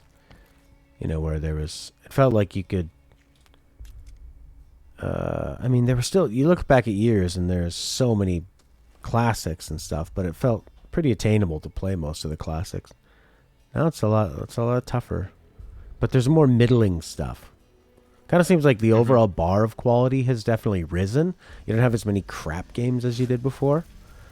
But it's Yeah. it's harder and harder to Well- have those breakthrough ones that feel like a modern classic. You say that, but then if you look on like the Nintendo eShop, and if you look on Steam, there's still a lot of really crappy games out there. It's just it's how they get um marketed, I guess, like whether they get marketed, and it's just there's so many more better games that kind of flood it out, Yeah. and it's easier to like kind of make your opinion known. So if the game really sucks, it's hard to escape. Yeah, that's true. It's I hard mean, for it to get by. those user reviews are so important. I like the Steam user reviews. I find they're pretty reliable. EA declared revenue of US 1.62 billion in the fiscal year of 2021 through the Ultimate Team. That's that card pack one. Across its FIFA 21, Madden, NFL 21, and NHL 21. So, US 1.62 billion from cards and 4 sports games. Fucking Christ. I don't think Horizon Zero Dawn Forbidden West is going to be pulling in those kind of numbers. Or even like a quarter of those numbers.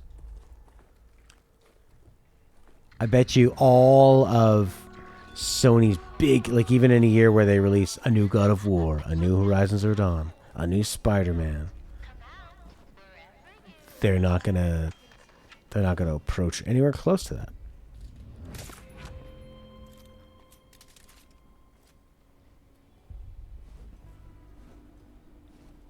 So you could just never give that up. It's just too bad because it really encourages like this, a very unhealthy way for people to spend money. It's compulsory. So it's like not even really up to them. They've just become addicted to something and they need to keep opening them. And they're having some fun.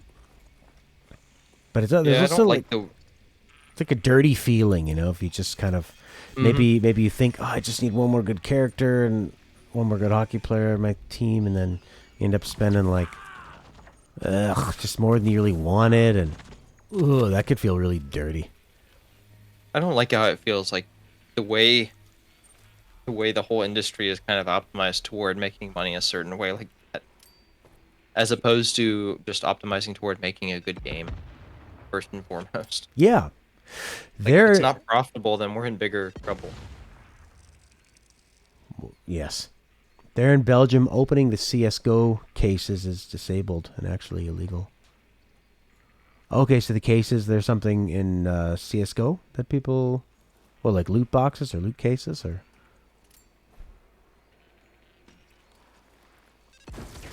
There was that one game where I think it was in Counter-Strike, right, where like people were there were like these rare guns and gear that were worth a certain amount, and you could play people and you could wager them.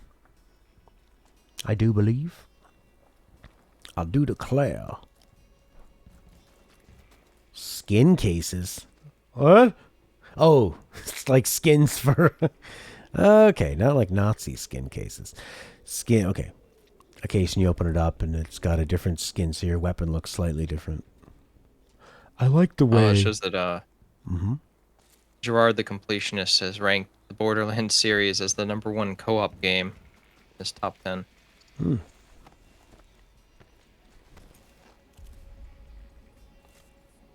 I could see that. Or Halo. Used to gamble CSGO skins back in 2015. Yeah, I remember there was that guy, that YouTuber guy that got busted faking the results and also trying to entice children to gamble and give him money. Yeah, they were rigging it so like make it look like he's winning. Yeah, like hitting these big odds and stuff. One night you lost $4,000. Wow. But when you're at that table and you're rolling them bones, there ain't no money in playing it safe.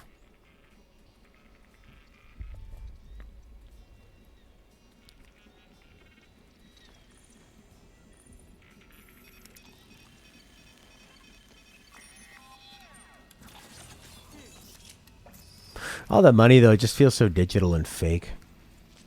Third time's the kill.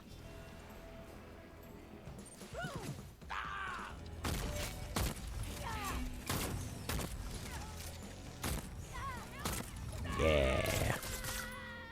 Until you need to pay your bills? Yeah, that's definitely a problem. I ended up putting a bunch of money to like Bitcoin around a decent time and made some, and then panicked a little when it crashed from stupid Elon Musk. And but it's kind of worked out. It ended up just kind of like being a place to keep my savings that had a lot more return and more risk.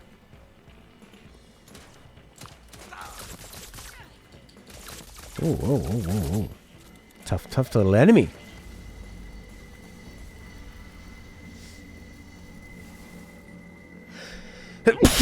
Okay. Oh, they gave me a different ether. Phase. And what does that do? Phase. Why doesn't it tell me? Before it used to give me the info on it. Now it doesn't. That's annoying. You'll tell the government can't pay my bills because I spent it on pixels in a game.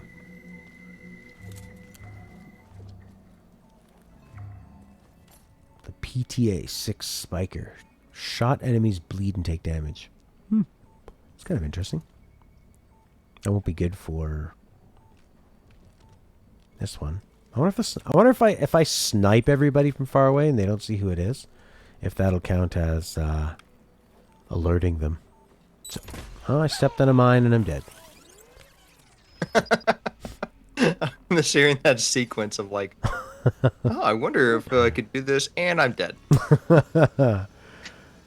It's like that South Park investment one where they're like investing into what, Margaritaville or something, little blender thing. He's trying to get his refund for it or whatever, and he goes to the stock market saying, "We're going to put your money in this fund and everything," and it's gone.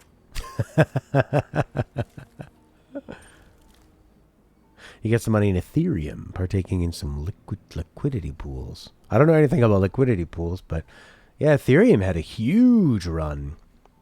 The Bitcoin app I used is called ShakePay, and I only got it to buy Bitcoin, and then there was also Ethereum, and I should have bought some when I first had it. It's gone up like 10 times. But there's no money in playing it safe. Let's see. Just hate what it's become. What's that? It just sucks. Like the way these cryptocurrencies have been so obsessive. Like there's like that Pennsylvania Bitcoin mining group that bought a power plant to supply their Bitcoin mining operation. Oh my god.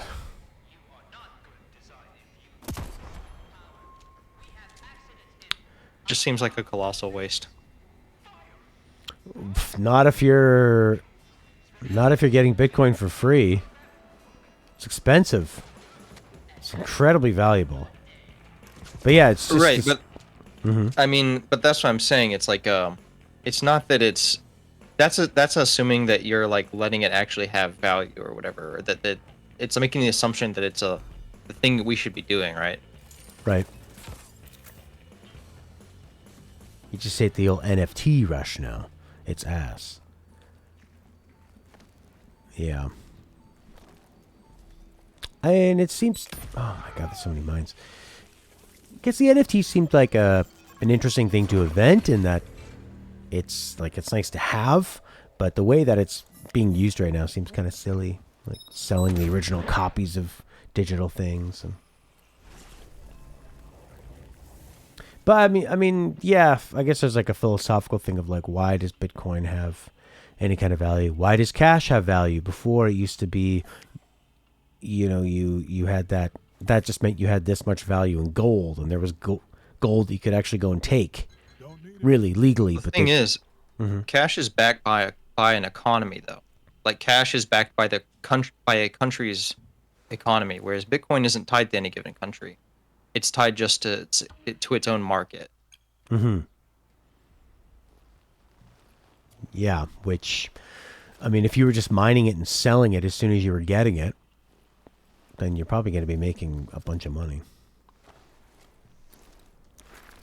It just seems like that's such localized thinking, because it's like,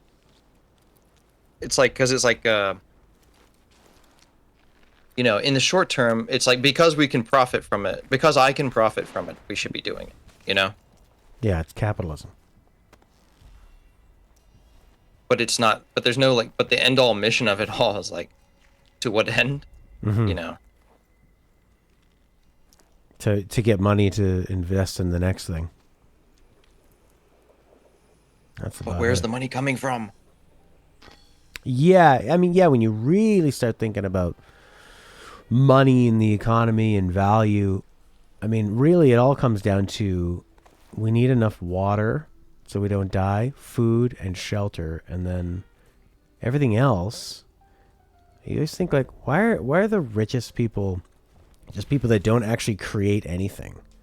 They're just people that move other people's money around, and you go, that's useless. Let's get rid of these people and get rid of that making you really successful and valuable when you're not. Just for like money should just be a tool we use to be able to, I don't know, like trade our skills and stuff, or if like automation is enough that we could survive and get what we need and our luxuries, but still have like high quality of life, and to be able to distribute that. But when you just have people that make so much money because they look, oh, I'm an investment banker, I take your money or others and move it around a bit, or like a portfolio manager and all this shit.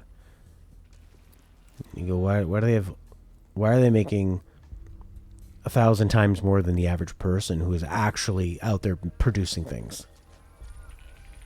Producing water, food, entertainment, luxuries. I mean, I can respect things like, investing in stocks, investing in companies, because you end up as an owner. Yeah, Like, you end that's up true. owning some portion of it. Yeah, that actually And- makes a lot of sense. Yeah. And it's sort of just like saying, okay, do you deserve this money? Will you do something wise with it such that it actually makes, you generate more value long term? That, it's sort of like investing in this idea of generating value later on.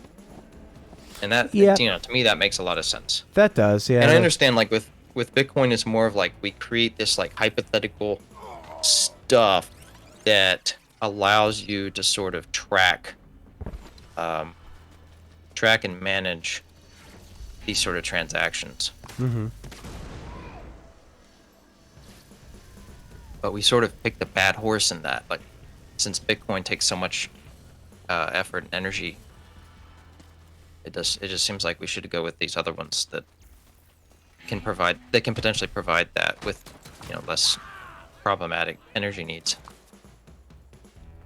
I don't know. I feel like that energy thing felt like a pretty weak argument compared to everything else that is using up so much energy.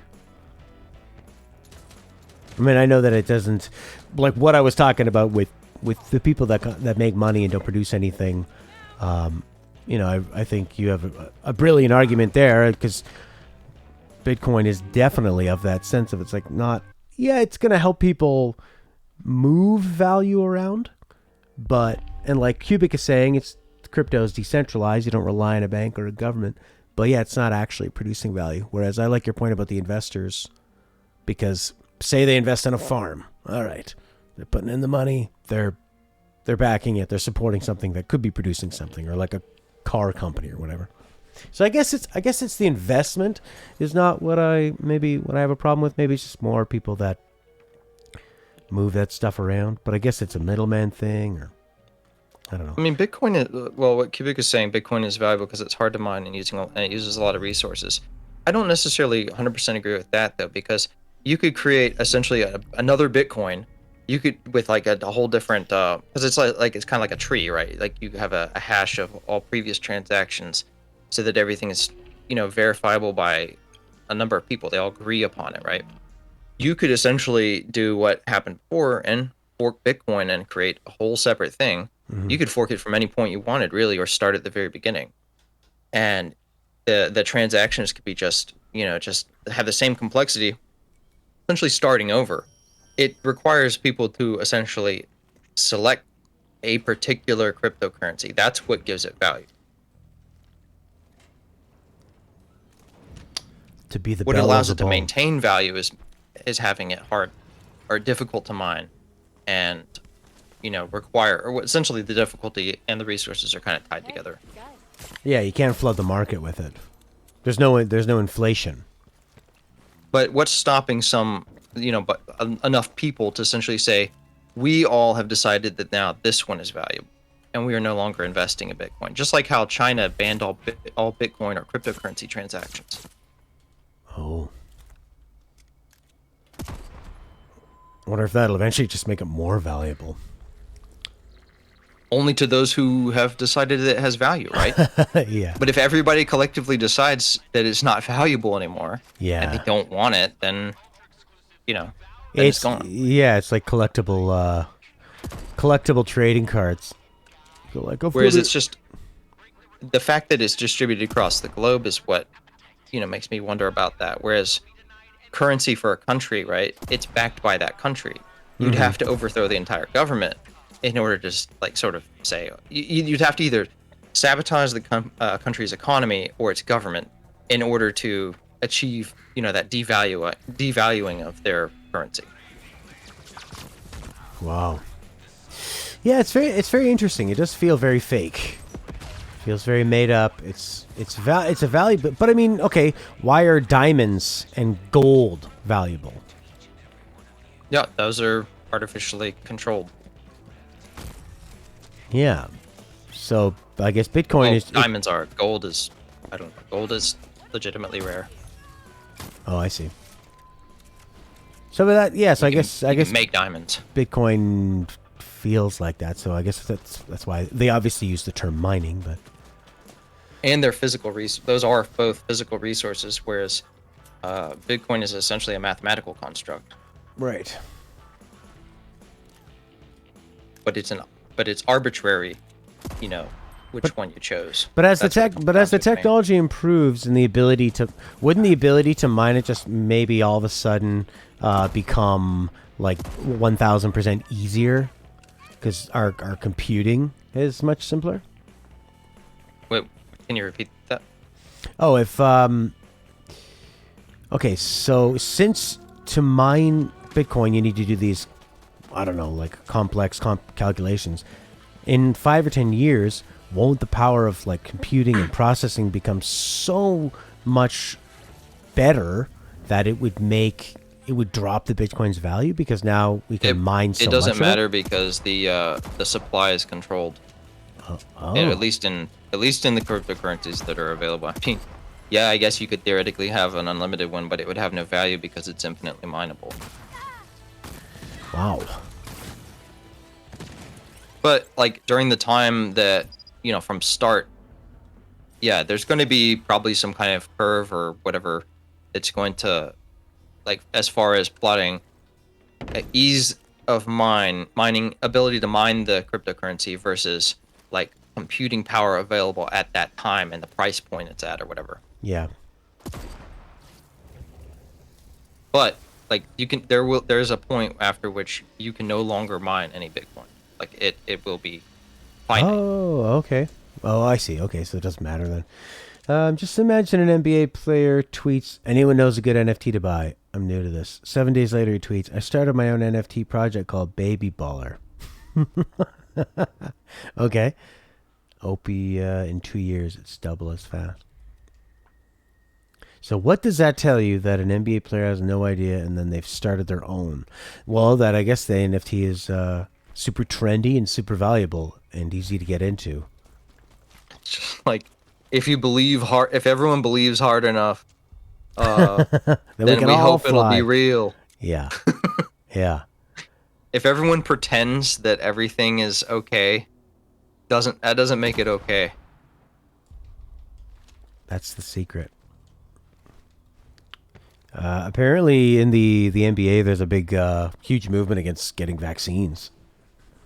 And anytime they try to do like a labor negotiation, anything that has to do with a mandated vaccine is a total non-starter. But I think I don't know if you can tell from the camera, but I'm not black. And I think that there is a history of sort of mistrust, probably very well earned, from the overall black community in America having to do with like doctors, vaccinations, probably from terrible things that have happened in the past. So I think that they're generally more likely to like not trust mainstream media and the government telling you to do something, and I get that, but that's a big thing going on in the NBA. It's really kind of a frustrating circumstance because it's like on the one hand, I definitely agree with freedoms, but Yeah. at the same time, it's also like for the social good, it's better if people are willing to actually trust in something. Yeah. It's just that they're both at odds with one another. You really shouldn't have to make people do it, but people should also be willing to think critically about it all too. Yeah. And I guess, I mean, people that are so what, if you're not vaccinated, you're more likely to get it, so you're more likely to create a super virus, or you're more likely to transmit it to kids that are not able to get protected.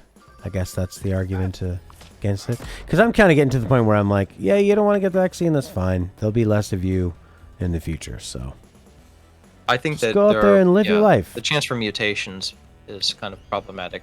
Right. It's a little easier in areas if it's not so populous, like out where you live. But if there's enough population density, it's like what they said about the 1918 flu, whatever. How they essentially achieved immunity through, just a bunch of people dying. Did you see that there was a big party they had for people to gain herd immunity? And then there's like a record number of the people in that community going to the hospital. They're all in the ICU beds. Cubic doesn't mind if people don't want to get a vaccine, if they just wear the mask in the stores and all the other places. Yeah, exactly, which can be... It's definitely true. Like, if people were to do that, then yeah, they could probably prevent a lot more illness. Oh, this one's pretty fun. So Havoc, you turn on Havoc and you can take more damage and you can deliver more damage. And this one, as you damage enemies, it pumps up your power. So if you could get on a run and just go murder everybody, that'd be really fun. But not useful for this mission. And Cubic is also saying you pay one programmer $1,000, $500 on a Fiverr artist for art. Now you have your own shitty money grab NFT. Yeah.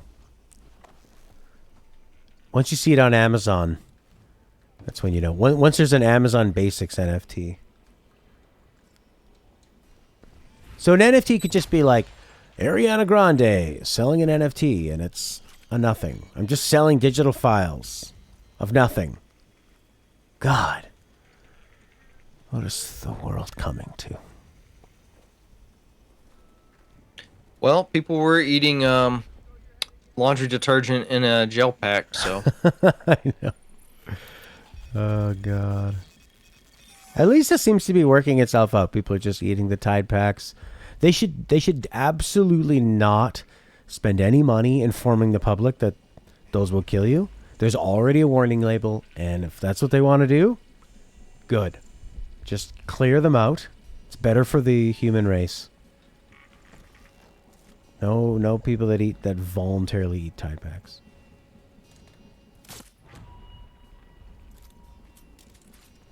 You could take a dick pic and sell it as an NFT.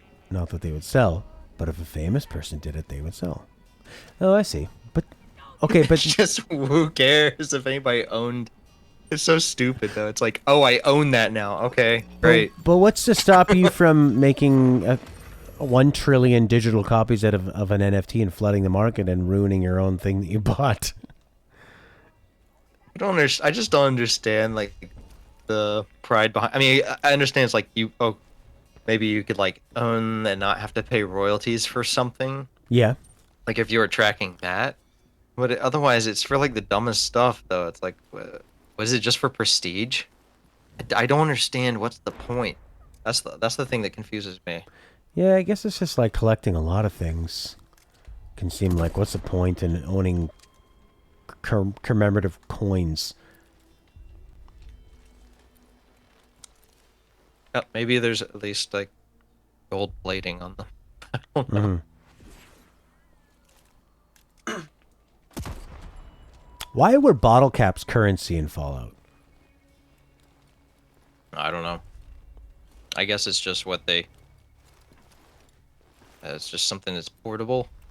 I don't know, you could stow it in a bag. Yeah. But why? Why would anybody want those?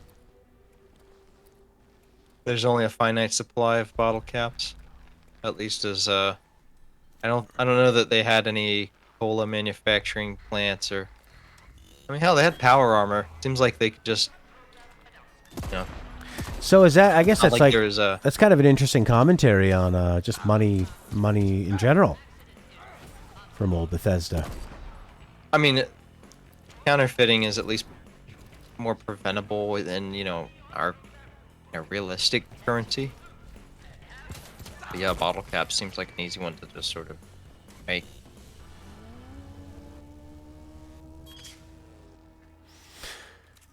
People can buy an NFT of artwork. Okay. So you buy the NFT, and then I guess it's just really up to you whether you keep its exclusivity or you make 1,000 copies and distribute them. Could I buy an NFT for $1,000 and then could I make and it's a really desirable one, and then could I just make a bunch of copies and profit off that? If it still ends up just being a JPEG or like, or if it's a painting, it's like you can buy and sell a painting now. You can't make another Mona Lisa. Yes. Can't make another Mona Lisa. That's right. The only difference with the NFT is that it's just something you can buy and sell without having to go through a normal currency. So then what guess. about the person that sells the NFT? What's to stop them from just making more copies of it? Oh, yeah. I mean, if it's a digital thing, anybody can make copies of it. It's just data. The only difference is that I guess you could like, hold the rights on it and have somebody's video if they had the video depicting the artwork or shared it elsewhere, you could have it taken down.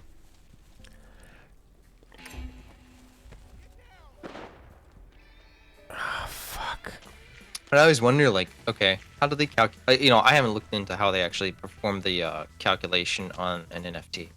If it's just simply something like a hash, though, where they run a function, a mathematical function on the,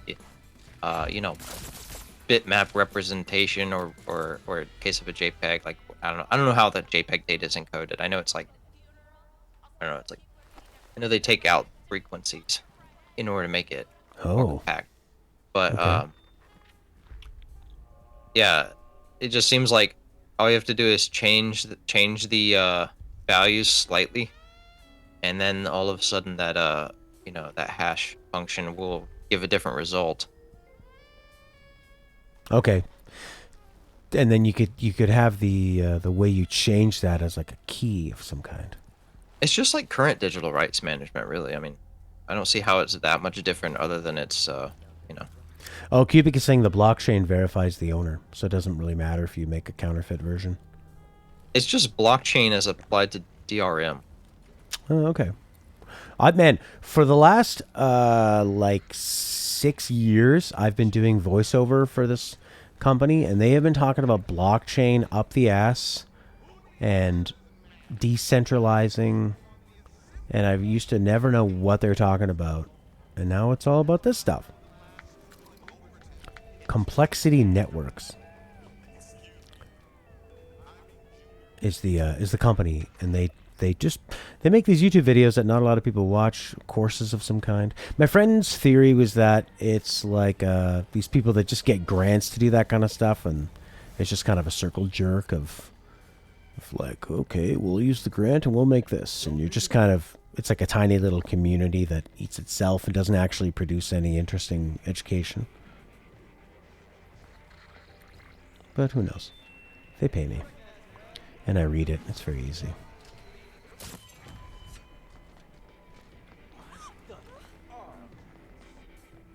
Ooh, I got a good hidey hole up here. Oh my god, there's going to be so many of these guys that are going to die. Yeah! Ooh, there's so many people in here. 4 subs and they can afford to pay someone. Yeah. I think they're just getting grants. So the government is giving them a bunch of money. That's the thing with like the current government system we have in now. Their ideas are always programs. We're going to put money into programs, 500 million into programs, which means you have to be. It just becomes so bureaucratic. So if you actually want money for something, you got to like apply, and it becomes kind of a lottery that you really have no control over, and then you got to hope you get into the grant system, but it's just very, very, very difficult. Which creates an economy for grant writers. And whereas I sort of like, fuck. I like government ideas where they just sort of change your taxes or something, like make something less taxable, or like whatever you want to promote, just give tax incentives. Then it keeps all the money going kind of around in a circle anyway.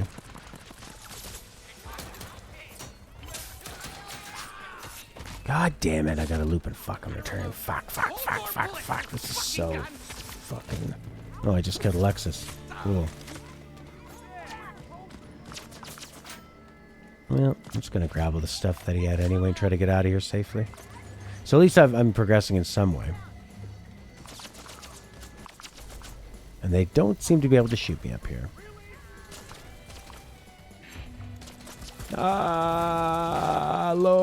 Reload your gun.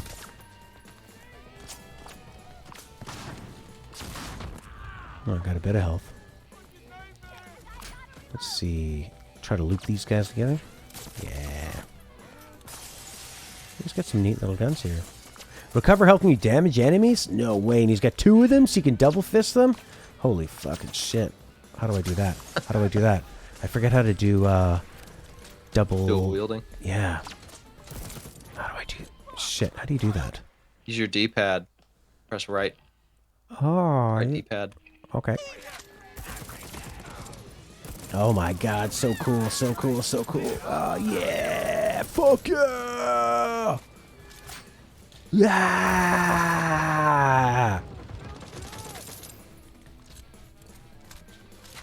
That's awesome. Except I missed. I like how you were asking how you do it. I was just looking at your UI. It shows you at the bottom of the screen. Yeah. I'm not, I can't see everything. I really can't. Leo just happens to be sitting over that, right? Sure. I think it's because I sit too close to the screen.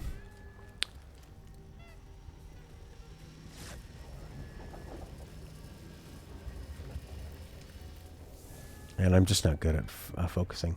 That's what the Belgian government does. They want to promote solar power for houses, so they give tax reductions if you use a solar panel. That's cool. Yeah, we have... actually, I was talking to a guy at a gas station. Not a gas station. It's a convenience store. It's like a gas station without the gas. And he was saying that he was doing some research. And if you buy a cheap, brand new electric car with all the incentives that the government here gives, he's like, it pays itself off in 7 years or something. Out of ammo in your left hand. Thank you. Well, then I'll just start a shifting.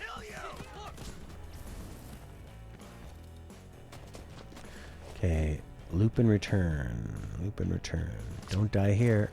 Hoya! There we go.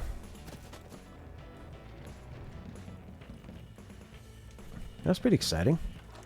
This dual wielding. I think one of the things that sucks over in North America, at least, since everything is so spread apart, everything is so car dominant. Mm-hmm. And it's just hard to break out of that. It's Oh, hard absolutely. to encourage mass transit, dense population centers. But but that's the thing. It's like you've got population density. Once you have that, oh, look at your favorite. Isn't that Z fighting over the G?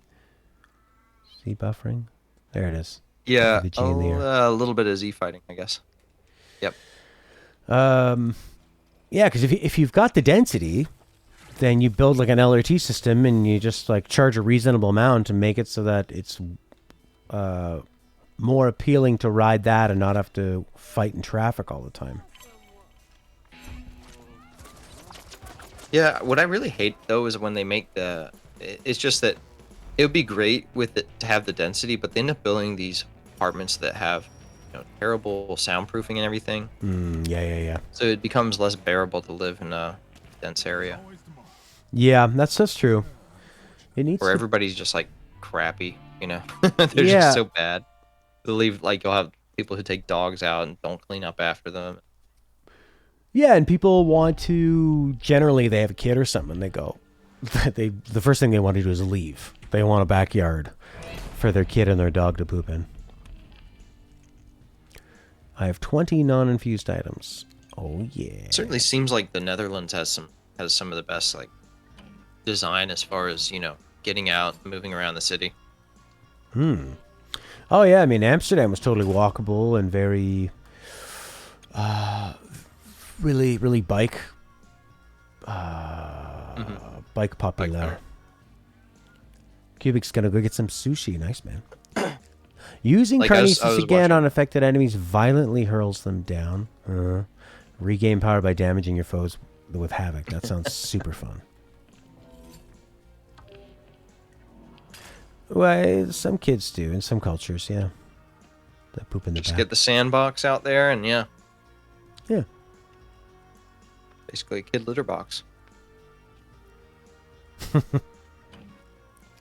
Sandboxes are so fun. Oh, look at Yeah, this one. I could saw equip this this guy to deal more damage while dual wielding. Fuck yeah. There was this thing about the design in some cities I guess specifically this guy's talking more about Amsterdam, but he was showing all these choices they make to make the roads more friendly to pedestrians and bicyclists. Okay. And it's just interesting to see how they have continuous sidewalks was one of the big ones he kept talking about, where the sidewalk is kind of elevated as it goes across the road, as a hump, so that people have to drive over it. And it also maintains the same appearance as it goes across the road, so it's visually recognizable as a sidewalk. It's quite clear that the car is intruding on the pedestrian space as opposed to the other way around. Ah, okay.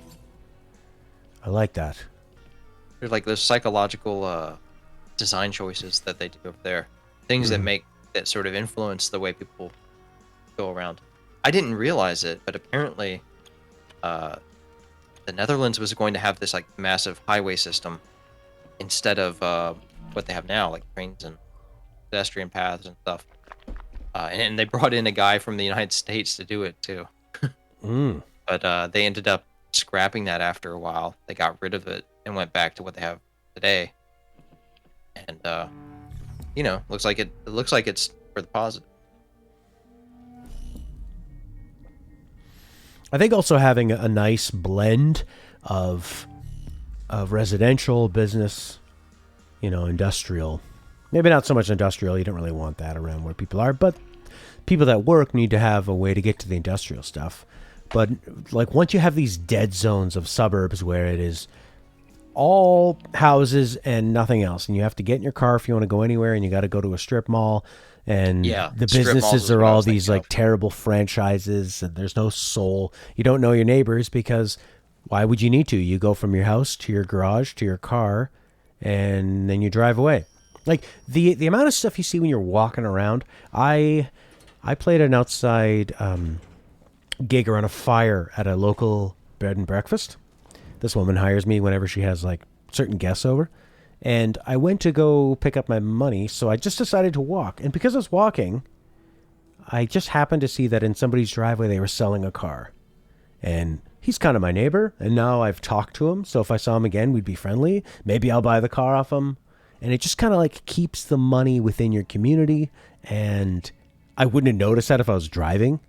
And also now, now I know the person. It's such an amazing thing to walk around. But there's just some places where it's impossible. A place like LA has such problems with traffic because you can't walk. Can't get anywhere. Hey, guys. Hi. Oh shoot, I have these Okay. crazy golden guns that make too much noise. This isn't gonna work. Spill it, asshole. Okay. Best place to see. Or maybe Yeah, the sad thing is that it's all by our own doing, though. Yeah. Well, it's whatever sells. But I mean, sometimes you can't control that stuff. Like, it's just trends happen, governments make decisions, and then 5, 10, like in so many years later, you realize the consequences of what it was like to design a city that way. I think there is some of that, but I think there's also a lot of money going around and, trying to keep people doing things the way they want them to work. Like, you know why Michelin? You know where the Michelin star came from like restaurants? No. They came about as a way of getting people to drive. They wanted people to wear the hell out of their tires, so that they'd have to buy new tires. So they tried to find ways to get them on the road. To wake up with a face full of sand. What? Okay. I mean, it's from Michelin, the tire company. So the tire company said, we're going to give Michelin stars to restaurants. What? Whoever's the farthest away gets the most stars? No, it's more of like a review system, right? It was just an encouraged thing so they could get out. So it's like, we want to curate this list of restaurants and like all these places, and so, to say, oh, these places, this is so great. You ought to go. People need to go here. If you live in the town nearby, maybe you want to drive over here now because it's supposed to be so great. And then it doesn't necessarily. It's not like there's an implication that they're lying. That they're falsifying any of this. It's just like, it works toward both goals, I guess. People do like to have these ratings because they actually work well, but it does serve their purpose to an extent too. Wow. Cubic's back. Ooh, make less sound when moving. I'm just gonna try to load up on more stealthy stuff if I can. There's not really much else. Backhand, so assassinations are quicker, sure. All right. I think I will probably be hopping off here in a little bit. Okay. Well, thanks for hanging out and I need to get my exercises done before it gets too close to dinner time. Yeah, smart. I hate exercising on a full stomach. That's like makes me want to puke.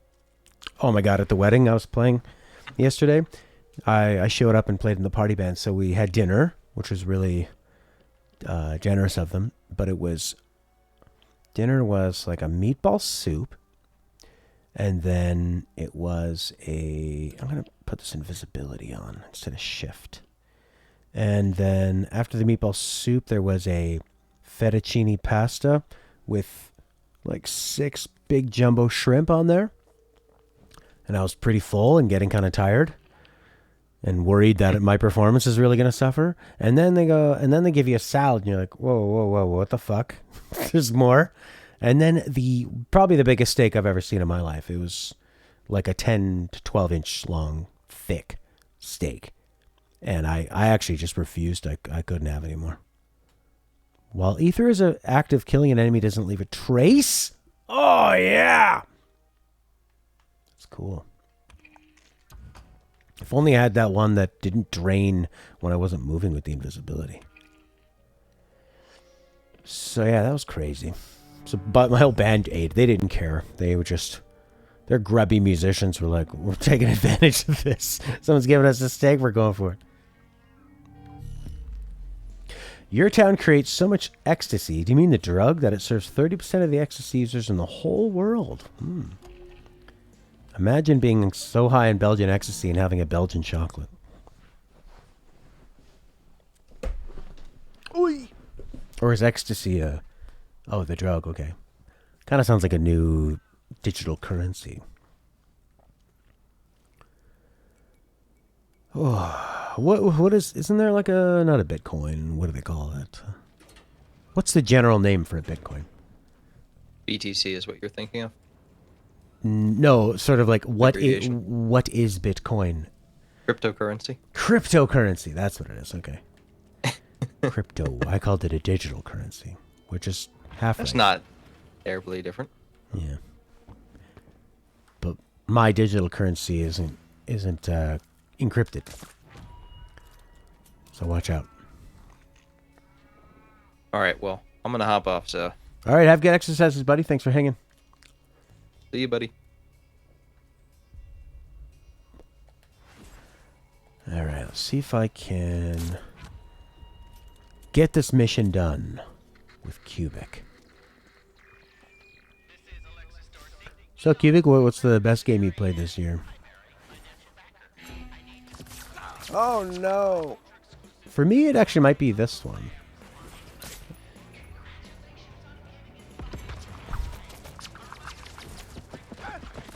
Who is behind me, killing me? Huh? Somebody was blasting me from the back. I love this gun that it gives you health. It's so amazing. Hard to decide. Uh-oh. Uh-oh. Yeah, I gotta... for me, I think it's gotta be this one. You really got into Foxhole? What's Foxhole? That sounds good. Who is shooting this? Oh, there's a guy stuck in there. That's hilarious. Where is he?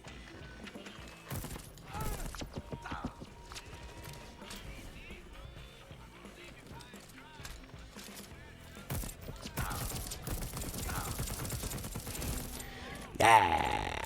Foxhole. Is it a war game like World War I, World War II? Hiding in the trenches, hiding in the foxholes? Is it like you're one of many in a game that really makes you feel like a soldier? It really makes you feel like you have PTSD.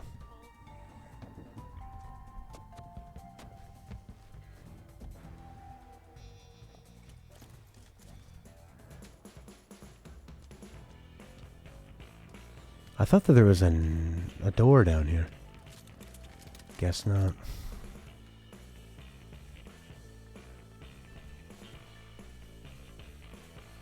What does that say? Reads anymore. Nobody reads anymore. Well, there's a big health thing. It's a massive war game. 2 sides. Massive map. Top-down camera. Everything you need to fight the war is made by players. And all the logistics are handled by players, too. So this is similar to, maybe in the same genre as Arma, but more of a, more like strategy and more building and making. That sounds pretty fascinating. Very PC game.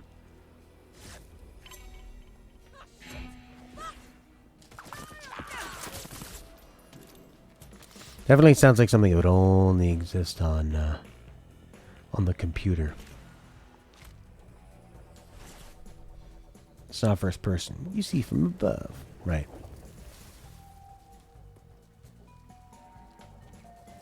Right. A little some more like cerebral of a game.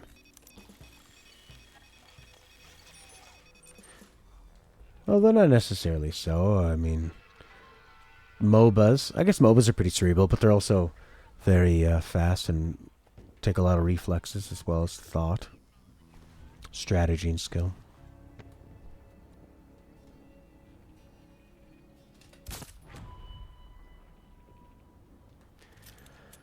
Oh boy. Massive front lines, 200 people in one spot defending a trench line. Whoa, cool. You know, I think my guess was pretty close just from the name Foxhole. It's a good name. And also just what I was thinking might be interesting. Being able to, actually feeling like you are in a big war. The game is really trying to give me Juliana's skills. She keeps appearing every time in this one. Some wars take 2 to 3 weeks. What the hell? Is it real time?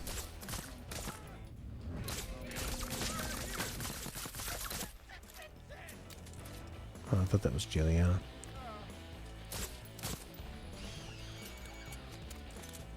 Protect me, my turret.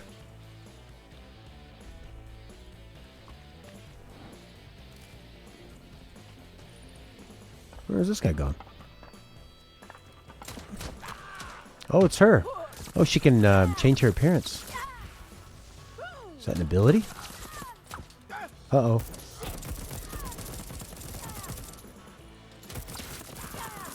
Uh-oh. Fucking Christ. 600 in-game days is 2 to 3 weeks. Okay, so in-game days are passing. That's pretty cool. So you're managing like supplies and all that stuff.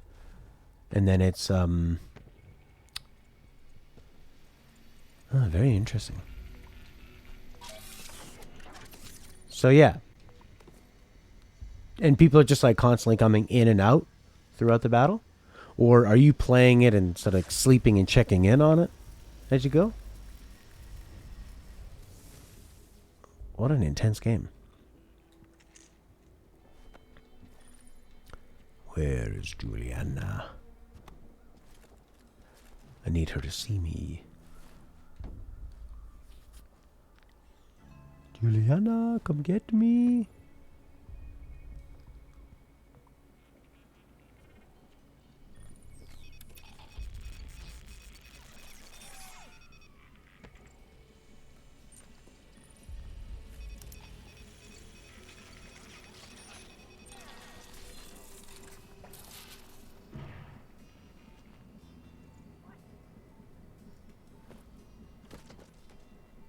Why can't I open it?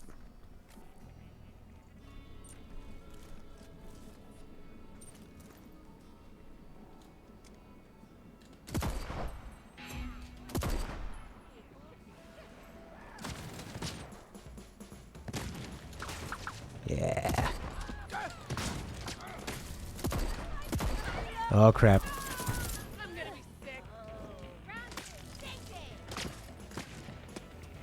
Let's just hide behind this gun. Get him. Turn around, turn around, turn around, turn around.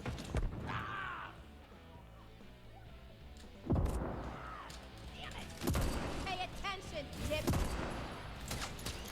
Juliana! Uh-oh, this isn't going well. Do I not have my shotgun?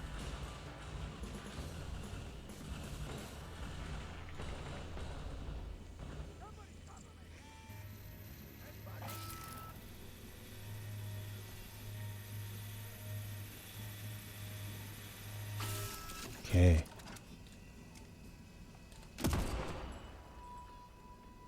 The AI is so dumb. Yeah, you can be a frontline soldier, you can be a tanker, artillery, sneak behind enemy lines with some buddies, you want to build bunkers, drive trucks, distribute supplies, engineer what new weapons? Wow, that sounds really good. So it's sort of, it's like a massively multiplayer online, like an Eve type thing. And then, so how does that work? So you pop in and out of the world?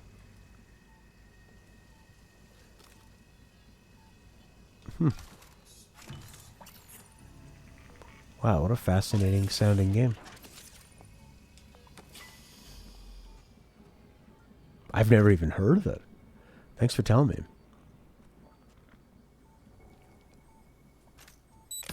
God fucking damn it. You see the mine, you can't get close enough to disarm without it blowing up in your face. You just play whenever you want on a big map from 42 servers. So you just come in and there's no... You don't really win or lose. You just kind of contribute, and then in a while... There's only one game going on at a time? Oh no, 42 different servers. All right.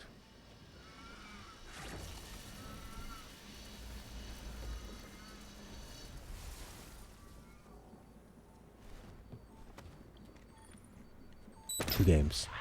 Cool. Huh. It's so strange to wrap their head around. A game and a B game. That kind of does that ever feel like you're not really accomplishing much because you're just kind of hopping in and leaving, and you don't get that? I mean, that's the total opposite of, say, something like Call of Duty, where you're hopping in and a match lasts 5 minutes, and you're only alive for 45 seconds or 2 minutes, and then you die, and you're killing people so fast.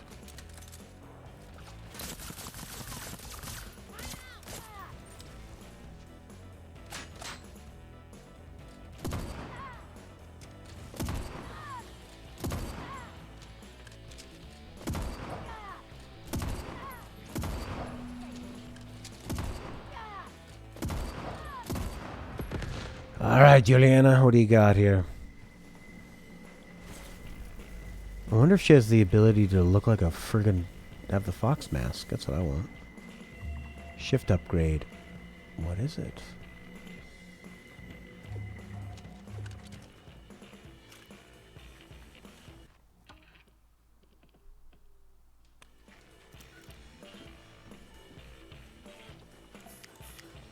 What's my shift upgrade?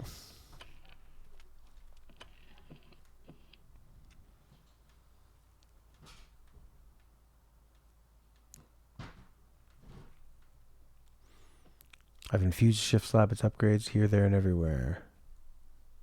Every game has one big map made up from 42 servers that lay edge to edge. If you do see the front line move over multiple days. Oh, I see. So it's actually just one game, and wherever you play in the server. So everybody who's playing that game is playing in one of the two games. Wow. And you're... Huh, that's very interesting. What a cool way to bring a bunch of people together. I think we should just go for it and try to get in. I'm confident. Oh, I don't have my shift. I got my invisibility. Fucking Christ. And I just fell. Like an idiot. Not very smooth.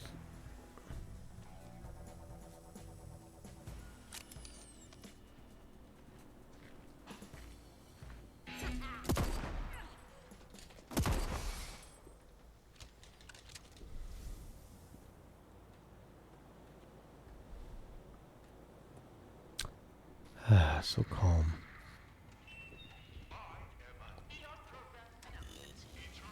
You'd think that there would be a way to sneak in from the side here. Oh, but I don't even have shift anymore.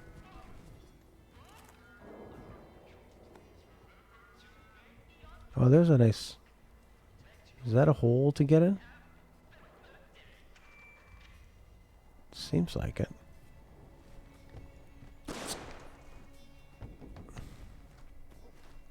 Why did I never see that before? Look at that. Oh, this is the way to go. Jesus, I've not been doing this the whole time.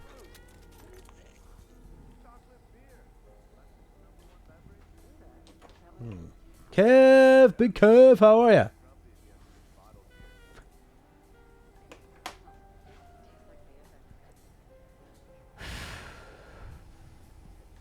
This is awesome. Been wasting my time not doing it this way.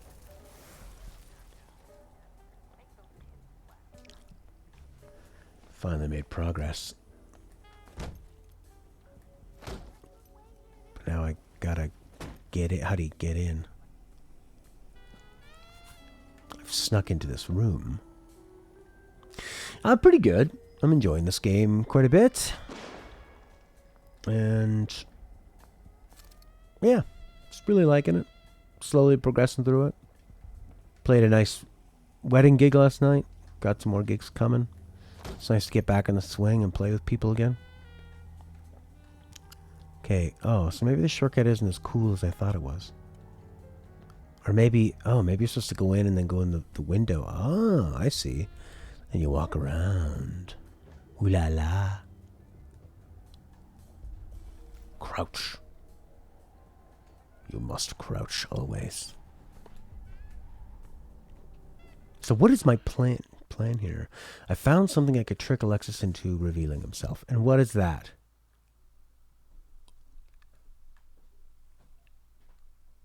I don't know. Enact the plan. Alright. I don't know. Trying to find out. Everyone is dressed in a wolf mask. Including our... Everyone's dressed in a wolf mask. We need to find one guy. Could just kill them all. Wenji's up top.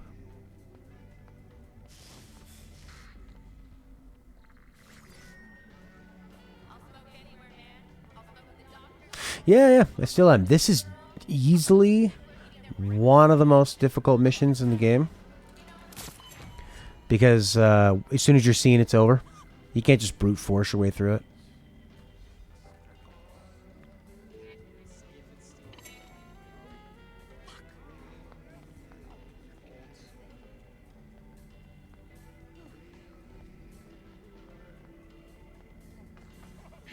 Ah!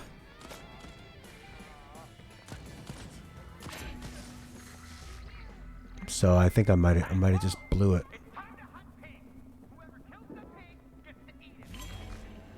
God damn it.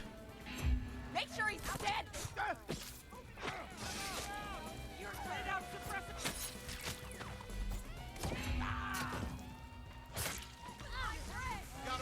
Find him. You can't hide. Uh-oh.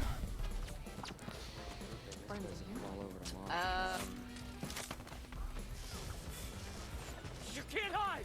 Hey, we. Yeah, ooh, that gave me so much health. Holy shit.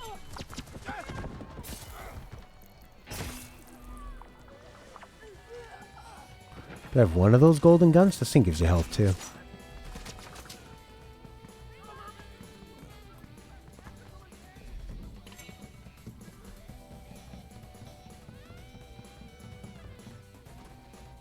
It's exciting, but it's kind of a false excitement because eventually I'm just going to have to get out of here anyway. Sort of running the wrong direction.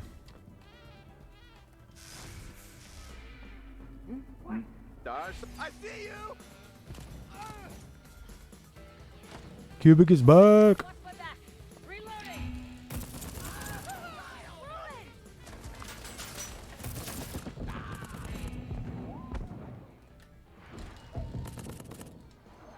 Oof.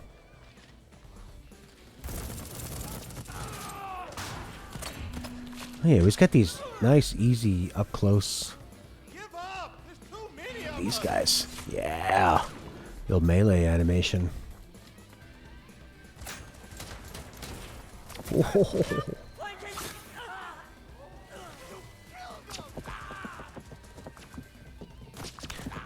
Jesus Lord.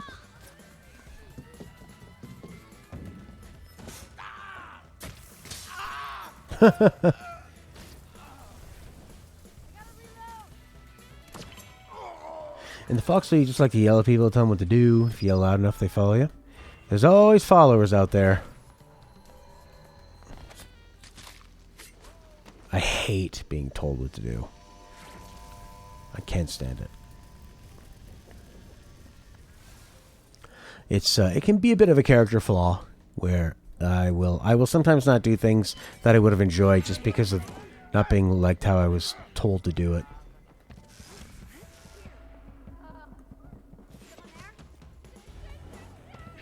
You afraid of a foxhole? Not seen any gameplay though. Oh, hey, he's a big fan. He described it as potentially the best game he's played this year. If I can speak for them.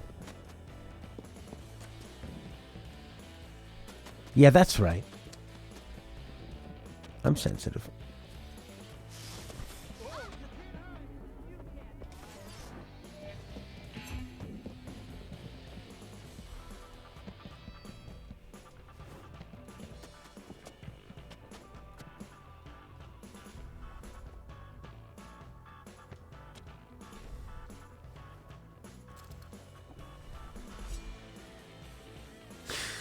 And the devs were really hard in the game. So not going to die out soon. Cool. Has it become... It's become like a big enough hit? Because that's the best thing. Is like... If a game some indie people make ends up becoming very, very supported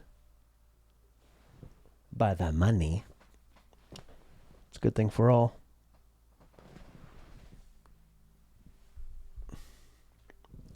All right, I got some upgrades.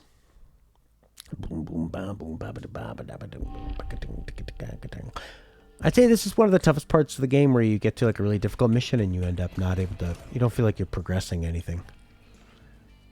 Let's see. Kicking during a shift produces a powerful and dangerous sonic boom. Don't really care. Although, actually, that might have been kind of a cool way to stealthily kill people. Shift and drop kick them.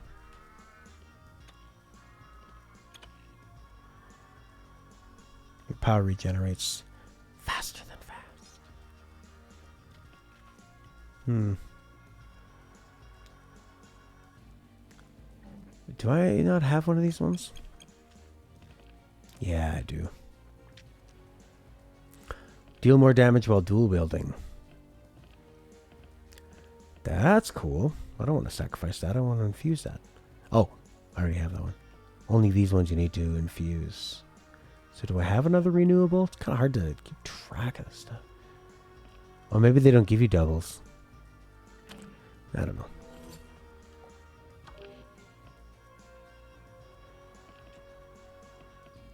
July 2021 at 2,440.6 players. 0.6! A 60% of a person. 2 people sharing a computer.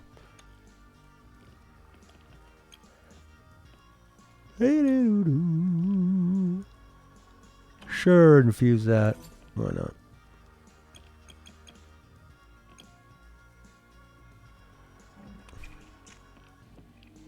Back in. Back into the loop. I feel like Neo going into the Matrix.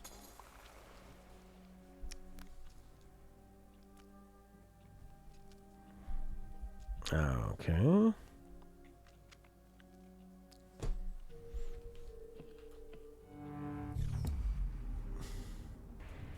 We gotta do the side route.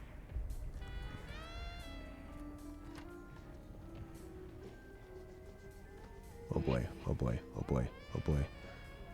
That was dumb. Come on. Come on.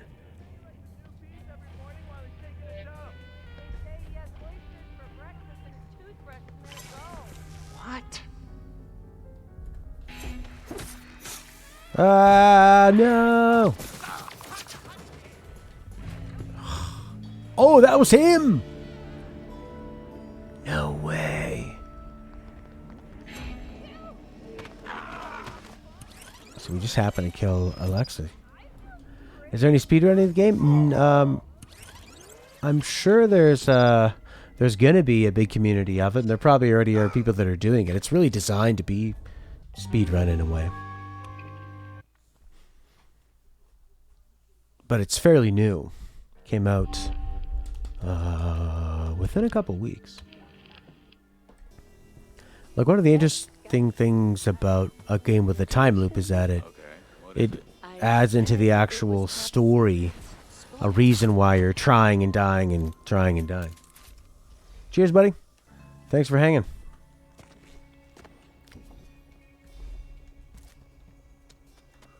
Good talking to you.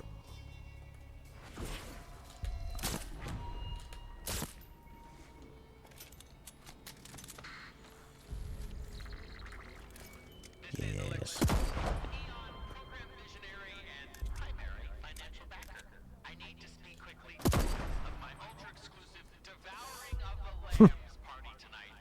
Congratulations on getting invited, guys. A reminder, bring the required accessory and your appetite. If you forget either, you will be denied entry.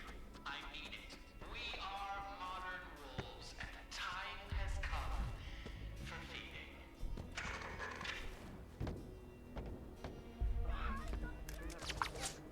Sometimes they can just see you so well.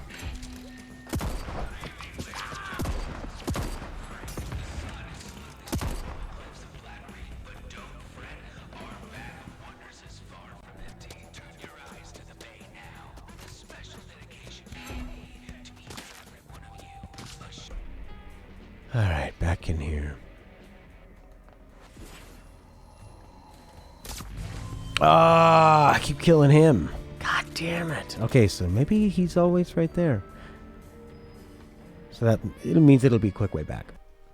So if you want to restart, you have to die. But there needs to be a suicide button. Which might have been, I don't know, problematic. They might not have wanted to introduce any of that kind of a controversy. They would definitely get headlines. Arcane's new game, Deathloop, lets the player kill themselves. In a way parents are freaking out about. Okay, I will be right back. So we need to find the chocolate beer and get rid of it so he reveals himself. And I know he's right here because I've done the loop many times.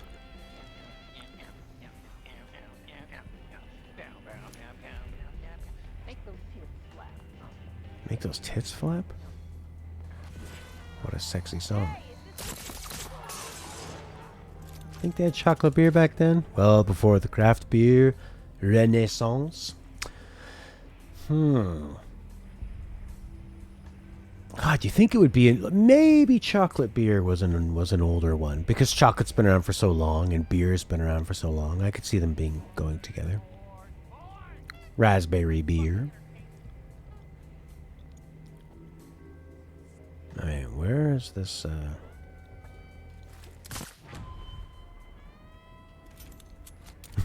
I like going backwards and just slinking into the shadows.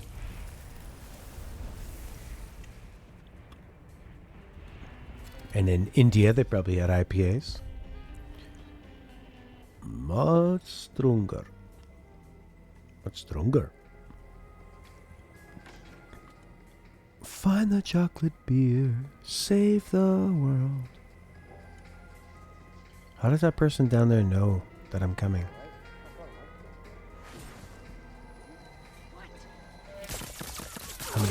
How many people died? Lots. Lots. Like that whole room. I need to get up to the next level. I can hear Alexis. Isn't that the whole point of this? Is to find out who Alexis is?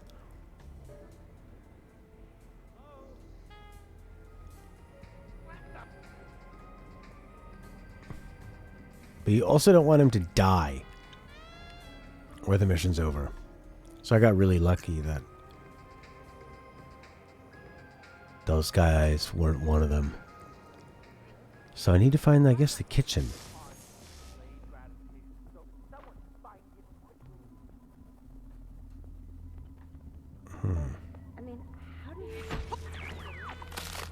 Here's another cool window to be using.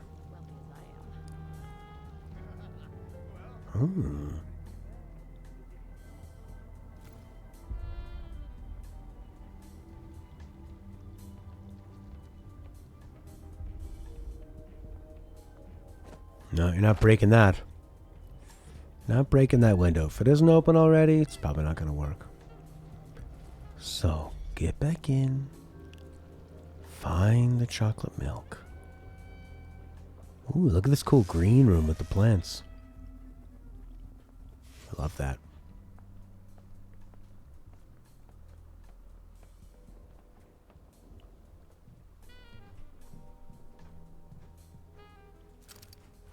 Making our way up the stairs. SNL Hans and Franz? Well, they're bodybuilders. They're from his part of the world. They're very positive. And Steve Martin looks like an old guy with muscles, his favorite.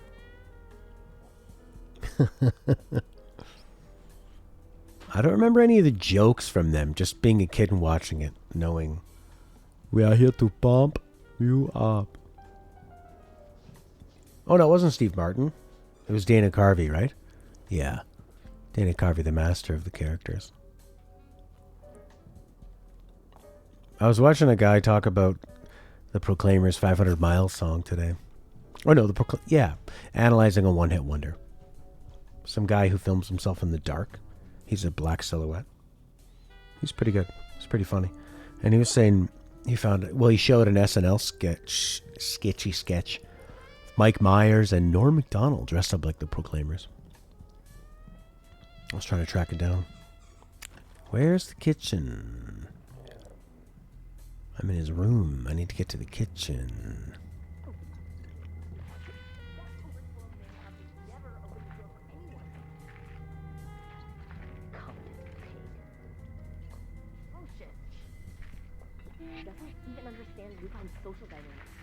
See, this does feel like I'm sneaking around and getting information about the whole world. You know?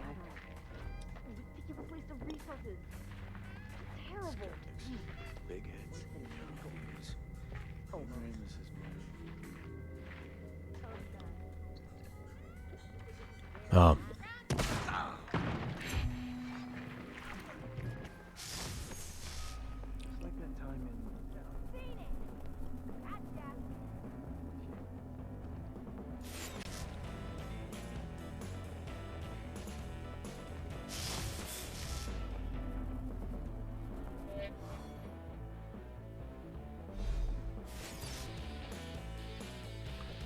I'm hiding on a lamp.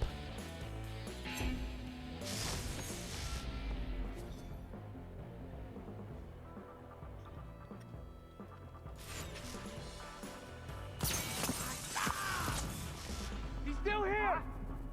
Way ahead!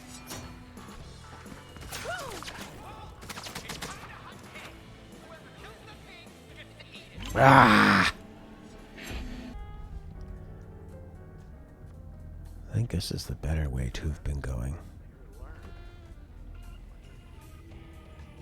Can I just take these guys out? Nah. Don't worry about them.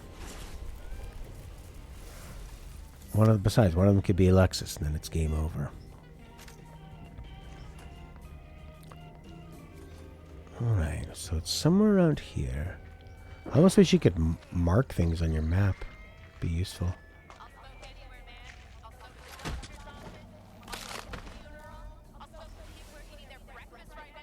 Oh, here we go. Oh my god, this is where I needed to have gone the whole time. Holy shit, this is it. He hates bottles.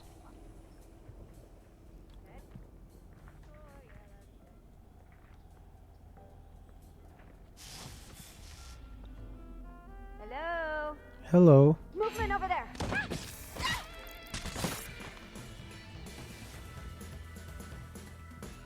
Split squats are tiring. Used to not do them correctly. Would hurt your knees. Now have you built up your... usually with knee pain, it's like from a weak quadricep. So you build up the quadricep and it can hold the knee in place better. Kill the tap.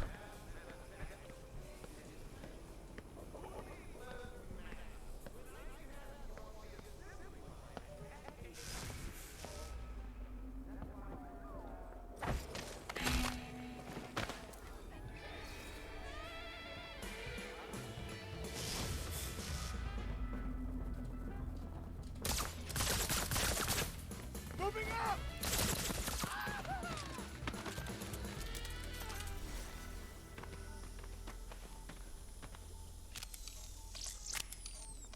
Yes.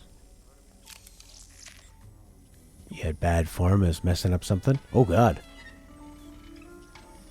You don't do that now and the problem solved. Still very exhausting. Well, I'm glad you figured it out quick enough that you didn't do any like serious damage to yourself.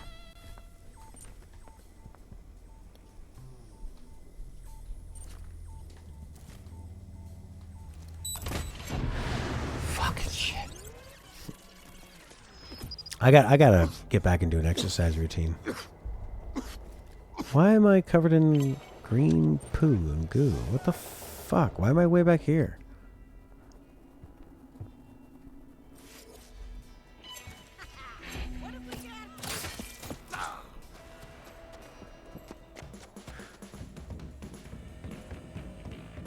Oh man. Could you feel as you were doing the wrong exercises that your back was just getting worse and worse and worse? Oh my god, I'm way out here.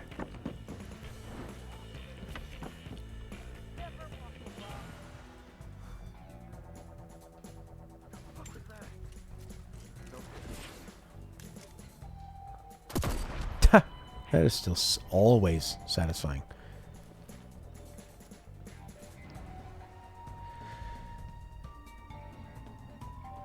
Alright. Well, you know what we're doing next.